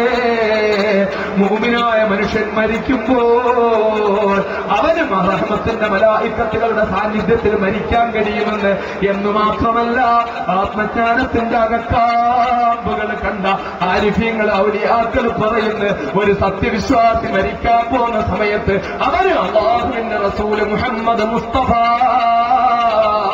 സല്ലല്ലാഹു അലൈഹി വസല്ലം തങ്ങളുടെ സാന്നിധ്യം ദർശിക്കാൻ കഴിയുമെന്ന് റസൂലുള്ളാഹിയെ പ്രേമിക്കുന്ന ഒരാളിന് മരിക്കാൻ പോയാൽ അല്ലാഹുവിന്റെ ഔലിയാക്കൾ ചോദിക്കയാ, അല്ലാഹുവിന്റെ റസൂല് അവിടുത്തെ എന്നും എറിഞ്ഞുകൊണ്ടിരുന്ന അവിടുത്തെ എന്നും ചീഞ്ഞളിഞ്ഞ സാധനങ്ങൾ കൊണ്ട്, അതുപോലെ വീട്ടിൽ തൂത്തുവാരുന്ന അഴുക്ക് കൊണ്ട്, കെട്ട സാധനങ്ങൾ കൊണ്ട് വലിച്ചെറിഞ്ഞ് റസൂലുള്ളാഹിന്റെ ശരീരത്തേക്ക് എറിഞ്ഞു കൊടുത്ത ജൂത പെൺകുട്ടിക്ക് രോഗം വന്നപ്പോൾ ഒരു ദിവസം തന്നെ അഴുക്കുവാരി എറിയാതിരുന്ന ആ ജൂത പെൺകുട്ടിയെ കാണാതിരുന്നപ്പോൾ എവിടെ ആ ജൂത പെൺകുട്ടി എന്ന് ചോദിച്ചപ്പോൾ അവളെ രോഗിയായി കിടക്കുകയാണെന്ന് പറഞ്ഞപ്പോൾ അവളുടെ അടുക്കലേക്ക് അവളെ തേടിപ്പോയി. എന്നെ എറിയുന്ന ആ പാവപ്പെട്ട പെൺകുട്ടി അവൾ ഇന്ന് രോഗം വന്നു പോയോ എന്ന് ചോദിച്ച് അവളുടെ അടുക്കൽ പോയി തന്റെ ശരീരത്തേക്ക് അഴുക്കുവാരി എറിയുന്ന പെണ്ണിനെ പോയി സന്ദർശിച്ചെങ്കിൽ തന്റെ പേരിൽ സ്വലാത്ത് ചൊല്ലിക്കൊണ്ടിരിക്കുന്ന, തന്റെ പേരിൽ ഒറ്റ നമസ്കാരത്തിലും മുടങ്ങാതെ സ്വലാത്ത് ചെല്ലുന്ന, തന്നെ സ്മരിച്ചുകൊണ്ടിരിക്കുന്ന, തന്റെ പേരിലുള്ള സ്വലാത്ത് കൊണ്ട് താരുമായിട്ടുള്ള ബന്ധം സ്ഥാപിച്ച തന്റെ പ്രിയപ്പെട്ട ഒരടിമ, തന്റെ പ്രിയപ്പെട്ട ഒരനിയായി മരണപ്പെടാൻ പോകുന്ന സമയത്ത് മഹാനായ അഷ്റഫുൽ ഖൽഖ് മുഹമ്മദ് മുസ്തഫ സല്ലല്ലാഹു അലൈഹി വസല്ലം തങ്ങളുടെ തിരുമുഖം കാണിച്ചു കൊടുക്കാതെ അവന്റെ റൂഹ് അസ്രായീൽ പിടിക്കൂല എന്ന് മഹാന്മാരായ അല്ലാഹുവിന്റെ ഔലിയാക്കളെ ആരിഫീങ്ങൾ പറയുന്നെങ്കിൽ ആ റഹ്മത്തിന്റെ മലക്കുകളുടെ, ആ പ്രവാചകന്റെ റൂഹിന്റെ, അല്ലാഹുവിന്റെ പരിശുദ്ധമായ അനുഗ്രഹത്തിന്റെ സാന്നിധ്യത്തില് പുഞ്ചിരിയോടുകൂടി മരണപ്പെടണ്ടേ മക്കളെ. എന്നിട്ട് മരിച്ചങ്ങ് ചെന്ന് കഴിയുമ്പോൾ അല്ലാഹുവിന്റെ റസൂലിന്റെ ദർശനം കിട്ടണ്ടേ, ഹബീബായ നബിയെ കാണണ്ടേ. യുദ്ധത്തിന്റെ അങ്കണത്തിൽ പിടഞ്ഞുകൊണ്ടിരുന്ന സഹാബിയുടെ അടുക്കല് മഹാനായ മഹാനായ ഖാലിദ് ബിൻ വലീദ് റളിയല്ലാഹു തആല അൻഹു പോകുമ്പോൾ പെടഞ്ഞുകൊണ്ടിരിക്കുന്ന സഹാബി അല്ല അബൂ ഉബൈദത്തുൽ ജറാഹ് റളിയല്ലാഹു അൻഹു യുദ്ധത്തിന്റെ കമാൻഡറായ അബൂ ഉബൈദ ചെല്ലുമ്പോൾ അതാ ഒരു സഹാബി പെടഞ്ഞുകൊണ്ടിരിക്കുകയാണ്. പോർക്കളത്തിൽ വീരേതിഹാസം സൃഷ്ടിച്ച സഹാബിയാണ്. അടുത്തു ചെന്ന് അബൂ ഉബൈദ ഇങ്ങനെ ചെന്ന് ആ സഹാബിയുടെ ചരിഞ്ഞിരുന്ന മുഖം പിടിച്ചു നേരെ വെക്കുമ്പോൾ ആ സഹാബിക്കൊന്ന് സംസാരിക്കാൻ അല്പം പാത്രത്തിൽ കിട്ടിയപ്പോൾ ആ സഹാബി ആ മഹാനായ അബൂ ഉബൈദയോട് ചോദിക്കുകയാണ്, അമീറേ, പ്രിയപ്പെട്ട അബൂ ഉബൈദ, അല്ലാഹുവിന്റെ റസൂലിന്റെ അടുക്കലേക്ക് ഞാൻ പോവുകയാ. ഹബീബായ നബിയുടെ അടുക്കലേക്ക് ഞാൻ ചെല്ലുമ്പോൾ ഞാൻ എന്തെങ്കിലും അല്ലാഹുവിന്റെ റസൂലിനോട് അങ്ങയുടെ സന്ദേശമായിട്ട് എന്തെങ്കിലും ഞാൻ പറയേണ്ടതുണ്ടോ? മഹാനായ അബൂ ഉബൈദ റളിയല്ലാഹു തആല അൻഹുവിനോട് ചോദിക്കുകയാ, എന്താ? ഞാൻ റസൂലുള്ളാഹിന്റെ അടുക്കലേക്ക് പോവുകയാണ്. അല്ലാഹുവിന്റെ ഹബീബിന്റെ അടുക്കലേക്ക് ഞാൻ പോകുമ്പോൾ എന്തെങ്കിലും ഹബീബായ നബിയോട് ഞാൻ പറയേണ്ടതുണ്ടോ? എത്ര ഉറച്ച ധൈര്യമാ! തന്റെ റൂഹങ്ങ് വേർപെട്ടു പോയാൽ താൻ തന്റെ ഹബീബായ റസൂലുള്ളാഹി സ്വല്ലല്ലാഹു അലൈഹി വസല്ലം തങ്ങളുടെ അടുത്തേക്ക് പോവുകയാ. തങ്ങളെ കാണും, തന്റെ റൂഹും റസൂലുള്ളാഹിന്റെ ആത്മാവും സന്ധിക്കും. തങ്ങളോട് സംസാരിക്കാൻ പറ്റും, തങ്ങളോട് കഥ പറയാൻ പറ്റും, തങ്ങൾക്ക് സന്ദേശം എത്തിക്കാൻ പറ്റുമെന്ന എത്ര ഉറച്ച ഈമാനാ! അബൂ ഉബൈദയുടെ ഈമാൻ എന്താ? അബൂ ഉബൈദ പറയുകയാ, സുഹൃത്തേ, പൊന്നുമോനെ, നീ ചെന്നാൽ അല്ലാഹുവിന്റെ റസൂലിനോട് ഈ പാവപ്പെട്ട അബൂ ഉബൈദയുടെ സലാം പറയൂ പൊന്നുമോനെ. എന്നിട്ട് റസൂലുള്ളാഹിയോട് പറയുക, അങ്ങയുടെ പ്രവചനങ്ങൾ മൊത്തം ഒന്നൊന്നായി സാക്ഷാത്കരിക്കപ്പെട്ടുകൊണ്ടിരിക്കുന്ന നബിയേ എന്ന് റസൂലുള്ളാഹിയോട് പറയുക എന്ന് അബൂ ഉബൈദ റളിയല്ലാഹു തആല അൻഹു പറഞ്ഞെങ്കിൽ, പ്രിയപ്പെട്ട മുസ്ലിമേ, ഈ റൂഹങ്ങ് വേർപെട്ടാൽ പിന്നെ നീ എത്തുന്നത് നിന്റെ ഹബീബായ നബി മുഹമ്മദ് മുസ്തഫ സ്വല്ലല്ലാഹു അലൈഹി വസല്ലം തങ്ങളുടെ ആത്മീയ സാന്നിധ്യത്തിലേക്ക്. അവിടുത്തെയോട് നിനക്ക് കഥ പറയാൻ പറ്റും പൊന്നുമോനെ, അവിടുത്തെയോട് സലാം പറയാൻ പറ്റും പൊന്നുമോനെ.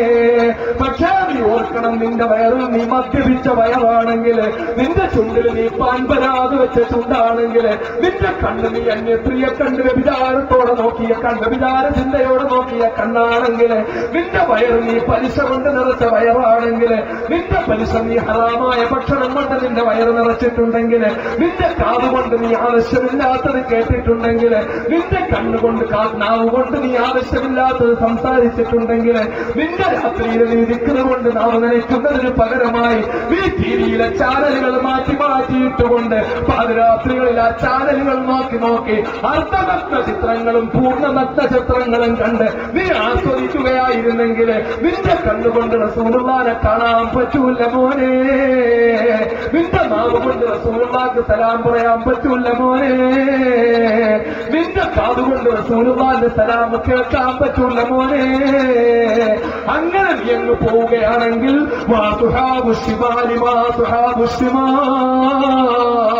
അവിടെ ചെല്ലുമ്പോൾ ഇടത് കയ്യിലാ കിതാബ് കിട്ടുന്നതെങ്കിൽ രോമകൂപങ്ങളിലൂടെ തളച്ചു കയറുന്ന അതിഭീകരമായ തീജ്വാലയിലേക്കാണ് ഇടുന്നത്. വെട്ടിത്തിളയ്ക്കുന്ന, അതായത് ഹമീം എന്ന് പറഞ്ഞാൽ വ്യഭിചാരിണികളായ പെണ്ണുങ്ങൾക്ക് വ്യഭിചാരം കൂടുമ്പോൾ അവർക്കൊരു ഗുഹ്യരോഗമുണ്ടാകും. ആ ഗുഹ്യരോഗത്തിൽ അവർക്ക് ആ ഗുഹ്യസ്ഥാനത്ത് നിന്ന് ദുർഗന്ധം വമിക്കുന്ന ചീഞ്ചലം ഒഴുകും. ആ ദുർഗന്ധം വമിക്കുന്ന ചീഞ്ചലത്തെക്കാൾ 1000 മടങ്ങ് ദുർഗന്ധമുള്ള വെട്ടിത്തിളയ്ക്കുന്ന ചീഞ്ചലമാണ് കൊടുക്കുന്നത്. അവിടെ ദാഹത്തിന് കുടിക്കാൻ കൊടുക്കുന്നത്. ആ ചീഞ്ചലം ചുണ്ടിലേക്ക് വെക്കുമ്പോൾ അതിന്റെ ചൂടുകൊണ്ട് കൊടലിൽ കത്തിക്കരിഞ്ഞ് പിന്തുവാരത്തിലൂടെ പോകും.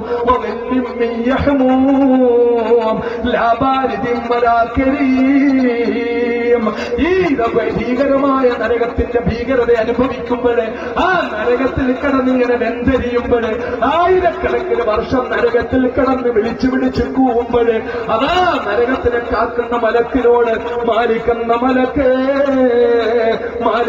മലക്കേ, ഇത് വല്ലാത്ത ചൂടാണ് കേട്ടോ, ഇത് വല്ലാത്ത തീയാണ് കേട്ടോ.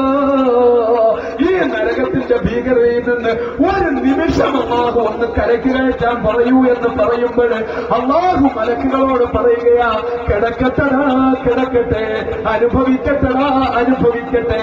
ഇന്നവും കാനൂ ഖബലദാലിക മുത്റഫീൻ. ഇതിനു മുമ്പ് ഒരു സുഖലോലുകന്മാരിൽപ്പെട്ടവനായിരുന്നു. നാക്കുകൊണ്ട് ദിക്റെല്ലാം പറഞ്ഞാല് അവന്റെ നാക്കില് സിനിമാ പാട്ടായിരുന്നു വന്നുകൊണ്ടിരുന്നത്. അവന്റെ ചുണ്ടുകൾ ദിക്റിന് വേണ്ടി ചലിക്കാൻ പറഞ്ഞാല് ചുണ്ടിന്റെ അടിയിൽ പാൻപരാഗം തമ്പാക്കുമാണ് വെച്ചിരുന്നത്. അവന്റെ വയറിൽ ഹലാല് കഴിക്കാൻ പറഞ്ഞാല് ഉള്ളിന് പോയത് കള്ളായിരുന്നു കള്ള്. അവര് ഹറാമായ പലിശയിലാണ്ട് പൂണ്ട് കിടന്നവനാ. അന്നവൻ അതൊക്കെ കൊണ്ട് സുഖിച്ചതാ. ഇതൊക്കെ വിട്ടാല്, കള്ള് വിട്ടാല്, പെണ്ണ് വിട്ടാല്, പാൻപരാഗ് വിട്ടാല്, പലിശ വിട്ടാല് എന്റെ സുഖം പോകുമെന്ന് പറഞ്ഞവനാ. അതുകൊണ്ട് ഇന്നഹും കാനൂ ഖബലദാലിക മുത്റഫീൻ.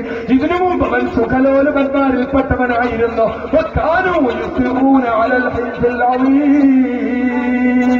അതികഠിനമായ തെറ്റിലാണ്ട് പൂണ്ട് കിടന്നവനായിരുന്നു.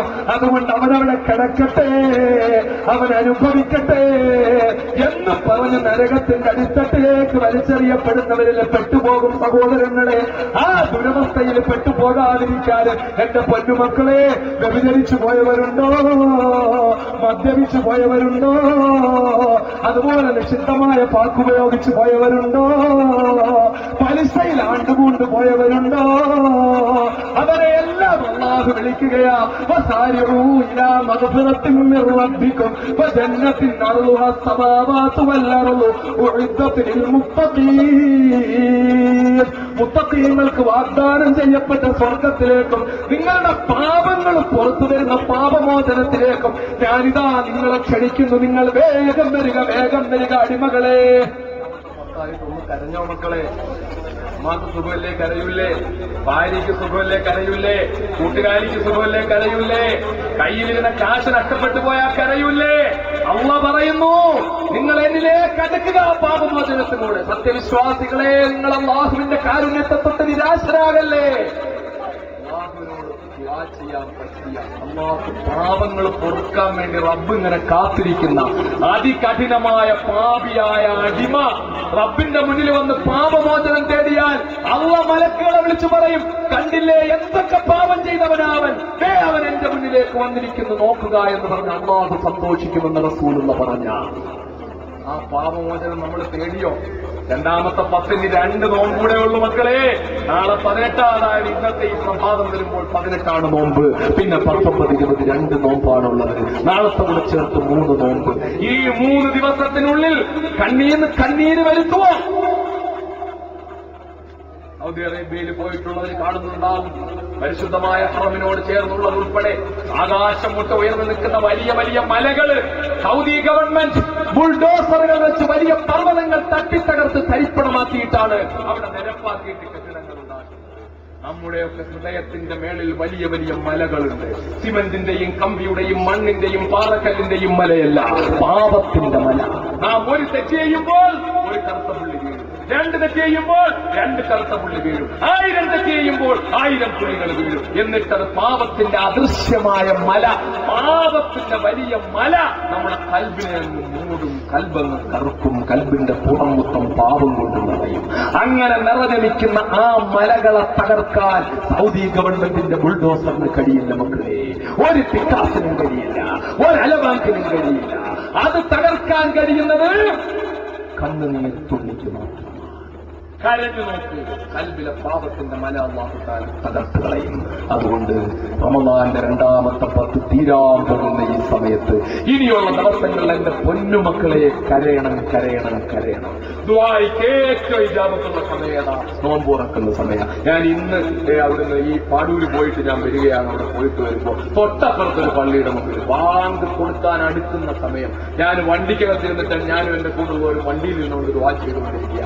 അങ്ങനെ വണ്ടി വന്ന് നടന്നുകൊണ്ടിരിക്കുമ്പോൾ ഞാനിങ്ങനെ നോക്കുമ്പോൾ പള്ളിയുടെ സൈഡിൽ കുറെ ചെറുപ്പക്കാർ നോമ്പ് തുറക്കാൻ എടുക്കുന്ന ആ സമയത്ത് കയ്യിൽ ഇങ്ങനെ പാത്രത്തിൽ വെള്ളം വെച്ചുകൊണ്ട് പള്ളിയുടെ മതിലിൽ ഇങ്ങനെ ഇരുന്നിട്ട് കാലിങ്ങനെ ആക്കിയിട്ട് വെള്ളം ഇങ്ങനെ വെച്ചിട്ട് കഥ പറഞ്ഞുകൊണ്ടിരിക്കുകയാണ് നോമ്പ് തുറക്കാൻ വേണ്ടി.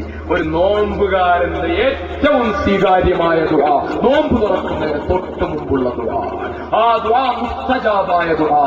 ആ ദുആയുടെയും അല്ലാഹുവിന്റെയും ഇടയിൽ തടസ്സമില്ലാത്ത ദുആ. ആ സമയത്ത് ദുആ ചെയ്യേണ്ട സമയത്താണ് നമ്മളിങ്ങനെ തരിക്കഞ്ഞ് വെച്ചിട്ട് ഇന്ന് അണ്ടിപ്പരിപ്പ് കുറവാണ്. ആ സമയത്താണ് നമ്മൾ തരിക്കഞ്ഞിയുടെ കണക്ക് പറയുക. ആ സമയത്താണ് നമ്മൾ കഥ പറയുക. അതുകൊണ്ട് മക്കളെ 13 നോമ്പ് കൂടി ഇനിയുണ്ട്. 13 നോമ്പ് തുറക്കിട്ടാൻ പോവുകയാ. അതുകൊണ്ട് എന്റെ പൊന്നു മക്കള് നോമ്പ് തുറക്കാൻ പോകുന്ന സമയത്ത് എന്റെ പ്രിയപ്പെട്ട ചെറുപ്പക്കാരോടാണ് ഞാൻ അധികം പറയുന്നത്. അവരാണല്ലോ ഇവിടെ ഈ കൂടിയിരിക്കുന്നതിൽ 95% ചെറുപ്പക്കാരാണ്. എന്റെ പൊന്നു പ്രിയപ്പെട്ട മക്കൾ, ഞാൻ ജയിലിലേക്ക് പോകുമ്പോൾ പാലുകൂടി മാറാത്ത മക്കളാണ്. ആ കൊച്ചു മക്കളാണ് ഇപ്പോഴിവിടെ പ്രസംഗം കേൾക്കാൻ വന്നിരിക്കുന്ന എന്റെ പ്രിയപ്പെട്ട മക്കള്. എനിക്ക് പറയാനുള്ളത് 9 വർഷമല്ല 10 റമളാൻ ജയിലിരുന്നതാ. 10 റമളാൻ ജയിലിരുന്നതാ. ഒരു ഈത്തപ്പഴമോ അല്ലെങ്കിൽ ഒരു കഷ്ണം ചപ്പാത്തിയോ മാത്രം കൊണ്ട് നോമ്പ് പിടിച്ചതാ. അത്താഴത്തിന് പച്ചവെള്ളം മാത്രം കുടിച്ച് നോമ്പ് പിടിച്ചതാ. ഞാൻ പറയുകയാണ്, എന്റെ ജയിലിലെ നോമ്പിനോളം തുല്യമായ സന്തോഷകരമായ ഒരു നോമ്പ് എന്റെ ജീവിതത്തിൽ ഒരിക്കലും എനിക്ക് കിട്ടിയിട്ടില്ല മക്കളെ. കാരണം എന്താ? നോമ്പ് കൊണ്ട് അല്ലാഹു ഉദ്ദേശിച്ചത് എന്താണോ, നോമ്പ് കൊണ്ട് പടച്ചവൻ ഉദ്ദേശിച്ചത് എന്താ? ഭക്ഷണം വെടിയുക എന്നതാ. അല്ലാതെ ഭക്ഷണത്തോട് യുദ്ധം ചെയ്യുക എന്നല്ല. നമ്മളിപ്പോ എന്താ ചെയ്യുന്നത്? എന്താ തിന്നണ്ടെന്ന് അറിയാൻ വയ്യ. നോമ്പ് കുടിക്കുമ്പോ അവിടെ സമൂസ ഇരിക്കുന്നു, ഇവിടെ കട്ടിലേക്ക് ഇരിക്കുന്നു, അവിടെ പഴം പൊരിച്ചതിരിക്കുന്നു, അവിടെ അതിരിക്കുന്നു, ഇപ്പുറത്ത് തണ്ണിമത്തനിരിക്കുന്നു, അപ്പുറത്ത് ആപ്പിളിരിക്കുന്നു, പൈനാപ്പിൾ ഇരിക്കുന്നു. എല്ലാത്തിലും ഒന്ന് തൊട്ടുപോകാതെ തന്നെ മകരി പോലെ ഇഷ്ടാവരെ തിന്നാനുണ്ടാവും. അതല്ല നോമ്പ്, അതല്ല നോമ്പ്. ഒന്ന് മടങ്ങുമോ? നോമ്പ് കാരക്ക കൊണ്ട് മുറിച്ച് പച്ചവെള്ളം കുടിച്ച് വിശപ്പടങ്ങാൻ എന്തെങ്കിലും ഒന്ന് കഴിച്ച് വാരി വലിച്ചു തിന്നുന്നത് ഒഴിവാക്കിയിട്ട് അല്ലാഹുവുമായിട്ട് അങ്ങ് അടുക്കാൻ ഈ രാത്രികൾ ഉപയോഗപ്പെടുത്തുമോ? ലോകത്ത് അല്ലാഹു റബ്ബുൽ ഇസ്സത്ത് പകലിനേക്കാൾ ജാജ്വല്യമാനമായ രാത്രികൾ നൽകിയത് വിശുദ്ധ റമളാനിൽ മാത്രമാണ് മക്കളെ. റമളാൻ എങ്ങനെ മാസക്കണക്കിന് കൂട്ടിയാ നമ്മളൊക്കെ കഴിഞ്ഞ മാസത്തേക്കാൾ ഈ മാസം മെച്ചമാണ്. പക്ഷെ മാസം കൊണ്ടല്ല റമളാനെ കൂട്ടേണ്ടത്, ആഴ്ച കൊണ്ടല്ല കൂട്ടേണ്ടത്, 10 കൊണ്ടല്ല കൂട്ടേണ്ടത്, ദിവസങ്ങൾ കൊണ്ടല്ല കൂട്ടേണ്ടത്. റമളാനെ കൂട്ടേണ്ടത് സെക്കൻഡ് കൊണ്ടാണ്. സെക്കൻഡ് ഈ സെക്കൻഡ് ഉപയോഗപ്പെടുത്തി, അടുത്ത സെക്കൻഡ് ഉപയോഗപ്പെടുത്തി, ഇങ്ങനെ സെക്കൻഡുകൾ വെച്ചാൽ കൂട്ടേണ്ടത്. ഓരോ സെക്കൻഡിൽ എത്ര സ്വലാത്ത് എല്ലാം പറ്റും, എത്ര ദിക്ർ എല്ലാം പറ്റും, എത്ര ഖുർആനുമായിട്ട് എടുക്കാൻ പറ്റും, വിശുദ്ധ ഖുർആൻ എത്ര നെഞ്ചോട് അടുപ്പിക്കാൻ പറ്റും, എത്ര ഖുർആൻ മഹാനായ റസൂലുള്ളാഹി സ്വല്ലല്ലാഹു അലൈഹി വസല്ലം തങ്ങൾ പറഞ്ഞിരിക്കുന്ന ഖുർആൻ ഓതാൻ കഴിയുന്നവൻ ഖുർആൻ നോക്കി ഓതുക. ഖുർആൻ നന്നായിട്ട് ഓതാൻ കഴിയാത്തവർ വിക്കി ഖുർആൻ ഓതിയാൽ അവന് 2 പ്രതിഫലം കിട്ടുമെന്നായി ശാസ്ത്രീയ റളിയല്ലാഹു തആല അൻഹു റസൂലുള്ളാഹി റിപ്പോർട്ട് ചെയ്യുന്നു. ഖുർആൻ ഇറങ്ങിയ മാസമാണ്, വിശുദ്ധ ഖുർആൻ ഇറങ്ങിയ മാസം. എന്നിട്ട് നമ്മൾ ഈ റമളാനിൽ ഖുർആൻ ഒന്ന് കൈകൊണ്ട് തൊട്ടോ? എന്റെ പ്രിയപ്പെട്ട അനുജന്മാര് ചിന്തിക്കണം. ഈ റമളാൻ ഖുർആൻ ഇറങ്ങിയതിന്റെ വാർഷികം, അതിനാ അല്ലാഹു തആല റമളാൻ നിശ്ചയിച്ചിരിക്കുന്നത്. റമളാനിൽ നോമ്പ് ഖുർആൻ ഇറങ്ങിയതിന്റെ വാർഷികമായതുകൊണ്ടാണ്. എന്നിട്ട് ആ വിശുദ്ധ ഖുർആൻ കൈകൊണ്ട് നമ്മൾ തൊട്ടോ? ദീർഘമായി പറയുന്നില്ല. ഖുർആൻ ഒന്ന് നോക്കി ഓതിയാൽ, നന്നായിട്ട് ഓതിയാൽ പ്രതിഫലം. നോക്കി ഓതാൻ കഴിയാത്തവൻ വിക്കി ഓതിയാൽ, അറിയാത്തവൻ അങ്ങനെ ഒന്ന് ഓതിയാൽ 2 പ്രതിഫലം. അതും കഴിയാത്തവൻ ആരെങ്കിലും ഖുർആൻ ഓതാൻ അറിയുന്ന ആളിനെ കൊണ്ട് ഓതിപ്പിച്ചിട്ട് അടുത്ത് പോയിരുന്ന് കേട്ടാൽ അതിന് പ്രതിഫലം. അതും പറ്റുന്നില്ലെങ്കിൽ വിശുദ്ധ ഖുർആനെടുത്ത് വെറുതെ ഇങ്ങനെ അതിലൂടെ കണ്ണോടിച്ചു കൊണ്ടിരുന്നാൽ അതിനും പ്രതിഫലം. മുഹമ്മദ് മുസ്തഫ വാഗ്ദാനം ചെയ്യുക. ആ ഖുർആൻ നമ്മൾ കൈകൊണ്ട് തൊട്ടോ മക്കളെ? വിശുദ്ധ റമളാനിൽ ഖുർആൻ കൈകൊണ്ട് തൊട്ടോ? ഖുർആനുമായിട്ട് അടുത്തോ? ഖുർആനോട് ബന്ധപ്പെട്ട് കുറച്ച് കാര്യങ്ങൾ പറയാൻ സാലിഹാത്തിൽ പോയി സനതെടുത്ത്, എന്നിട്ട് ദീനിന്റെ ലോകത്തിൽ കഴിയുന്ന 2 കണ്ണും കാഴ്ചയില്ലാത്ത മഹാനായ മനുഷ്യനെ കൊണ്ടാണ് ഈ 27 രാവിന്റെ ദുആ. യതീം മക്കൾ ഉൾപ്പെടെ 100 കണക്കിന് ഹത്തം തീർത്തുകൊണ്ടേയിരിക്കുകയാ.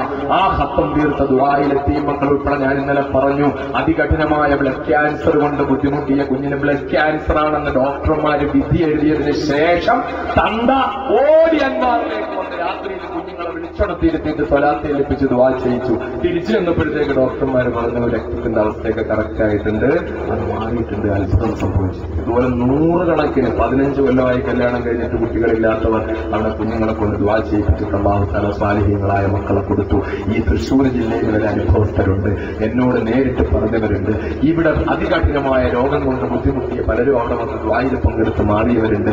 അതുകൊണ്ട് ഇൻഷാ അല്ലാഹ് റസൂലുള്ളാഹിന്റെ പേരിൽ സ്വലാത്ത് ചൊല്ലിയും അല്ലാഹുവിന്റെ വിശുദ്ധ ഖുർആൻ ഖത്തം തീർത്തും നടക്കുന്ന ദുആ, ആ ദുആ തീർച്ചയായും സ്വീകരിക്കപ്പെടും. അതിൽ പങ്കാളിയാകാൻ 1 രൂപയെ കയ്യിലുള്ളൂ എങ്കിൽ, ഞാൻ 10,000 ഉണ്ടെങ്കിൽ വന്നാൽ മതി എന്നല്ല, 1 രൂപയെ കയ്യിലുള്ളൂ എങ്കിലും എന്റെ പ്രിയപ്പെട്ട സഹോദരങ്ങൾക്ക് എഴുന്നേറ്റ് വരിവരിയായി, ഒരുപാട് ആളുള്ളതാണ്, തിരക്കാക്കി ആകെ പ്രശ്നമായി പോകരുത്. തിരക്കിൽ പെട്ട ആർക്കെങ്കിലും ഒന്നും ഇനി ഒരു റമളാൻ നമുക്ക് കിട്ടുമെന്ന് നമ്മൾ ആരും ഉറപ്പിക്കരുത്.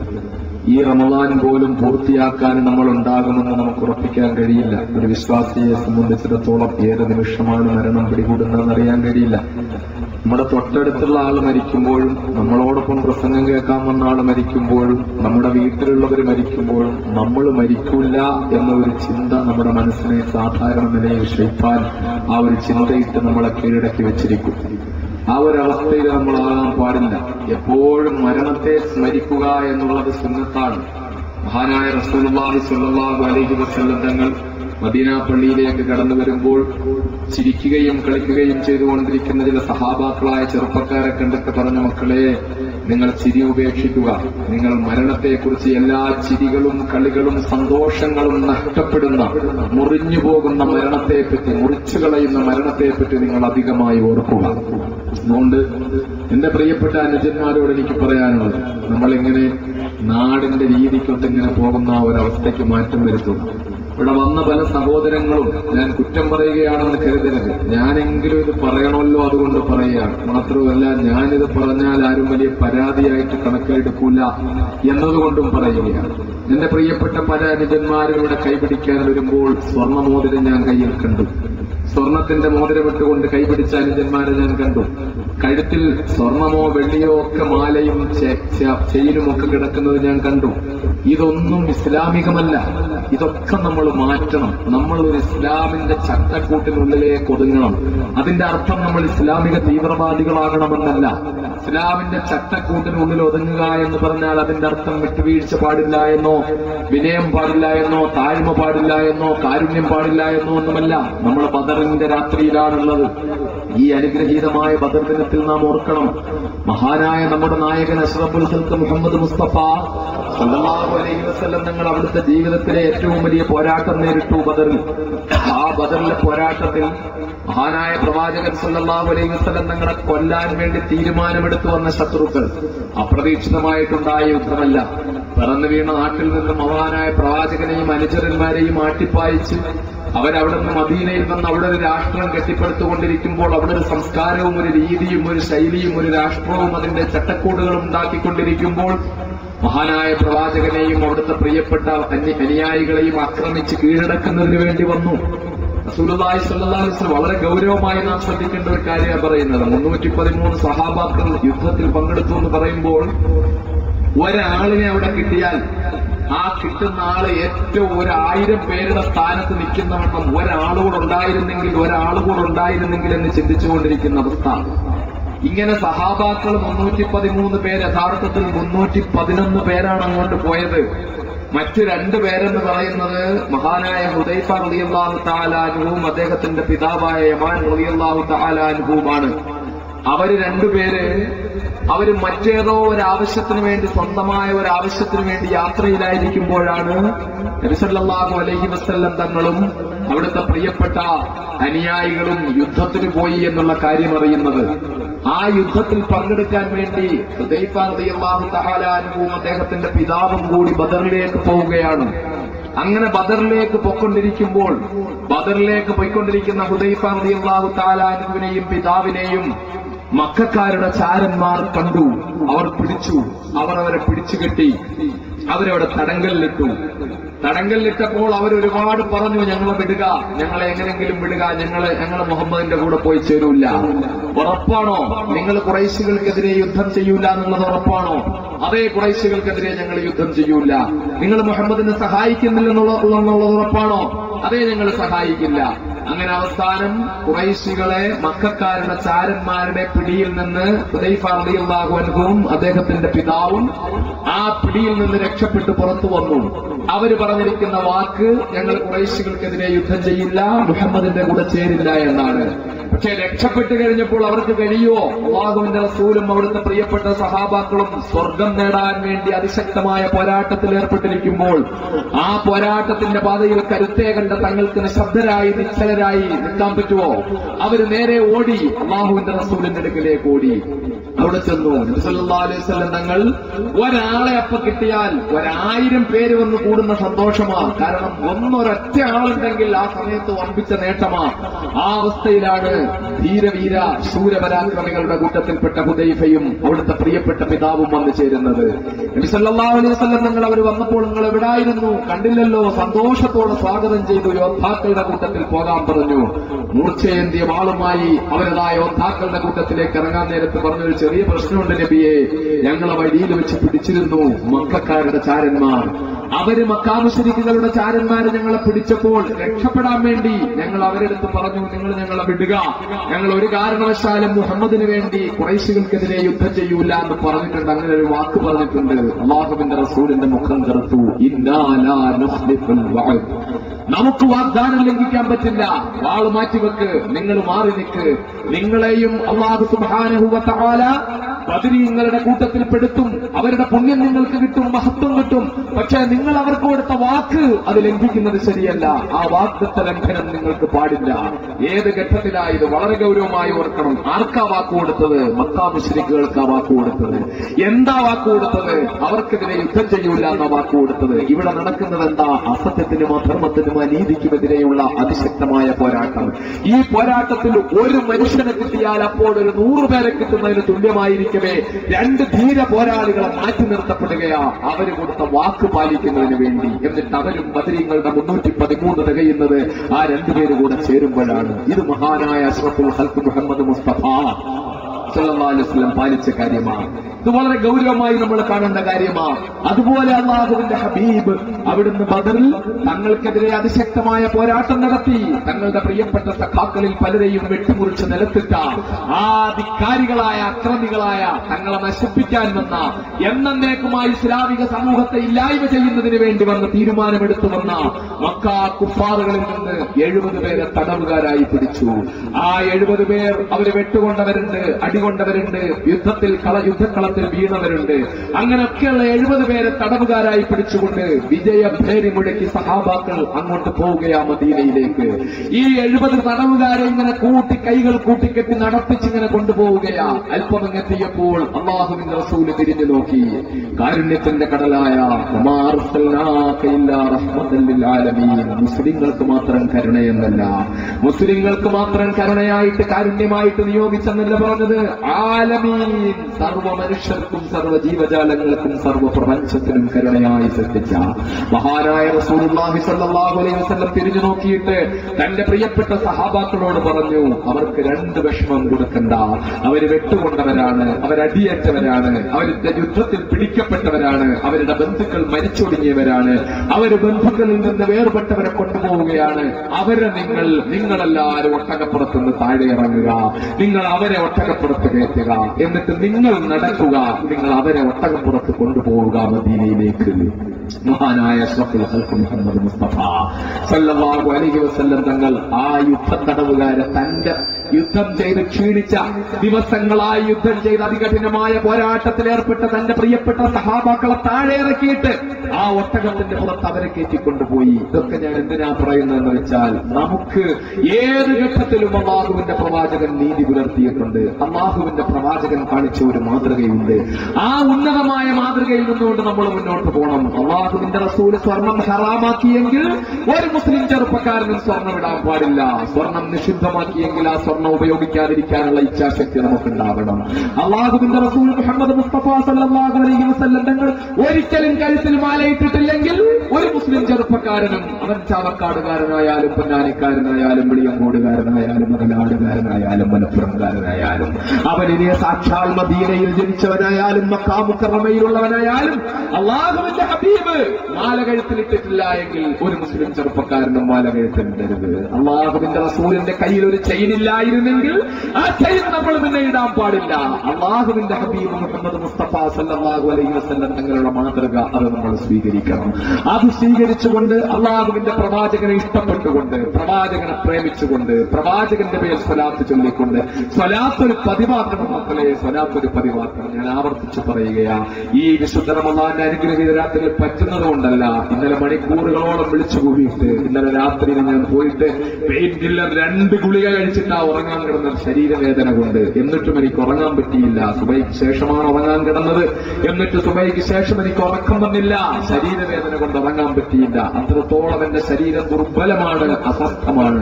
പഴയ മാദനിയല്ല, നിങ്ങൾക്കറിയാം. പഴയ മാദനിയുടെ ഫോട്ടോസ്റ്റാറ്റ് കോപ്പിയാണ് ഇപ്പോൾ നിങ്ങളുടെ മുമ്പിലിരിക്കുന്ന മാദനി. അന്നുണ്ടായിരുന്ന ആരോഗ്യമില്ല, അന്നുണ്ടായിരുന്ന ശക്തിയില്ല, ഒക്കെ പോയി. ആകെ പോകാത്തത് ഭാര്യയിൽ കൊണ്ട് മൂലപ്പെട്ട ഹൃദയത്തിന്റെ അന്തരംഗത്തുള്ള വിശ്വാസത്തിന്റെ ചൈതന്യം മാത്രമാണ്. അത് മരണം വരെ പോകാതെ അല്ലാഹു കാത്തുരക്ഷിക്കുമാറാകട്ടെ. ആ ഇച്ഛാശക്തി കൊണ്ടാണ് നിലനിൽക്കുന്നത് എല്ലാ പ്രതിസന്ധികളിലും. എന്റെ പ്രിയപ്പെട്ട സഹോദരങ്ങളെ, ഈ വിഷമം സഹിച്ചു വെളുപ്പാങ്കാലം വരെ ഇന്നലെയും ഇന്നിപ്പോൾ ഈ സമയം വരെയും ഞാനിവിടെ നിന്ന് വിളിച്ചു കൂവിയിട്ട് പോകുമ്പോൾ അൻവാർ ശരീര അനാഥ കുഞ്ഞുങ്ങൾക്ക് കുറച്ച് പൈസ നിങ്ങൾ തന്നു എന്നുള്ളത് ശരിയാണ്. ചാവക്കാടുകാരുടെ കൈകളിൽ 1000-ന്റെയും 500-ന്റെയും നോട്ടാണ് ഞാൻ പ്രതീക്ഷിച്ചതെങ്കിലും 5-ന്റെയും 10-ന്റെയും നോട്ടാണ് അധികം വന്നത്. എനിക്കതിൽ വിഷമമില്ല. അള്ളാഹു നിങ്ങൾക്ക് തന്നവർക്കെല്ലാം അർത്ഥമായ പ്രതിഫലം തരുമാറാകട്ടെ. അപ്പോൾ അങ്ങനെ കുറച്ച് പൈസ അവിടത്തേക്ക് പിരിഞ്ഞു എന്നതൊഴിച്ചാൽ എനിക്ക് എന്റെ സഹോദരങ്ങളെ ഈ രാത്രി കൊണ്ട് കിട്ടേണ്ടത്, ഇവിടെ നിൽക്കുന്ന എന്റെ പ്രിയപ്പെട്ട യുവാക്കന്മാർ, എന്റെ പ്രിയപ്പെട്ട ചെറുപ്പക്കാർ, നിങ്ങളെപ്പോലെ യുവത്വത്തിന്റെ പ്രസരിപ്പുള്ള സമയത്ത് ആസാമിന്റെ ഭിവണ്ടിയുടെ, ഗുജറാത്തിന്റെ ജംഷഡ്പൂരിന്റെ, ഗോഹട്ടിയുടെ, വാരാണസിയുടെ, അയോധ്യയുടെ, അലിഗഡിന്റെ, അഹമ്മദാബാദിന്റെ, ഭഗൽപൂരിന്റെ, ജബൽപൂരിന്റെ, ബിജ്നോറിന്റെ, ബോംബെയുടെ തെരുവോരങ്ങളിൽ വെട്ടിമുറിക്കപ്പെട്ട നിരപരാധികളെപ്പറ്റി, അവിടെ ബലാത്സംഗം ചെയ്യപ്പെട്ട ഉമ്മമാരെപ്പറ്റി, അവിടെ കൊന്നൊടുക്കപ്പെട്ട പിഞ്ചുകുഞ്ഞുങ്ങളെപ്പറ്റി, അവിടെ അനാഥമാക്കപ്പെട്ട ബാല്യത്തെപ്പറ്റി, അവിടെ നഷ്ടപ്പെടുത്തപ്പെട്ട മുസ്ലിം സഹോദരിമാരുടെ മാനത്തെപ്പറ്റി ഞാൻ പ്രസംഗിച്ചു പോയി എന്നതിന്റെ പേരിൽ നിങ്ങളെപ്പോലെ ആരോഗ്യമുള്ള 29-ാമത്തെ വയസ്സിൽ വലതുകാലം നഷ്ടപ്പെട്ടവനാണ് ഞാൻ. വലതുകാലം നഷ്ടപ്പെട്ടതിന് ശേഷം ഏന്തി നടന്ന് കേരളത്തിൽ അങ്ങോളം ഇങ്ങോളം നടന്നുകൊണ്ടിരിക്കുമ്പോൾ വീണ്ടും 33-ാമത്തെ വയസ്സിൽ 10 കൊല്ലം ജയിലിൽ കിടന്ന് പീഡനം സഹിച്ചവനാണ് ഞാൻ. ഇതൊക്കെ കഴിഞ്ഞിട്ട് ഇറങ്ങി വന്ന് എപ്പോഴാണ് അന്ത്യമെന്നറിയാതെ, അന്ത്യം എപ്പോഴും സംഭവിക്കാമെന്ന് പ്രതീക്ഷിച്ചിരിക്കുന്ന ഞാൻ ഈ ദീർഘമായ ഒരു എന്റെ ജീവിതത്തിന്റെ കുറെ അനുഭവങ്ങളുടെയും ത്യാഗത്തിന്റെയും ശേഷം വിനീതനായ ഞാനിപ്പോ നിങ്ങളുടെ മുമ്പിൽ എത്തിയിരിക്കുമ്പോൾ എന്താ മോനെ അവിടെ അങ്ങനെ ഇരുന്നോട്ടെ, ഞാൻ എന്റെ ഇടയിൽ നിങ്ങൾ ബഹളം ഉണ്ടാക്കാൻ.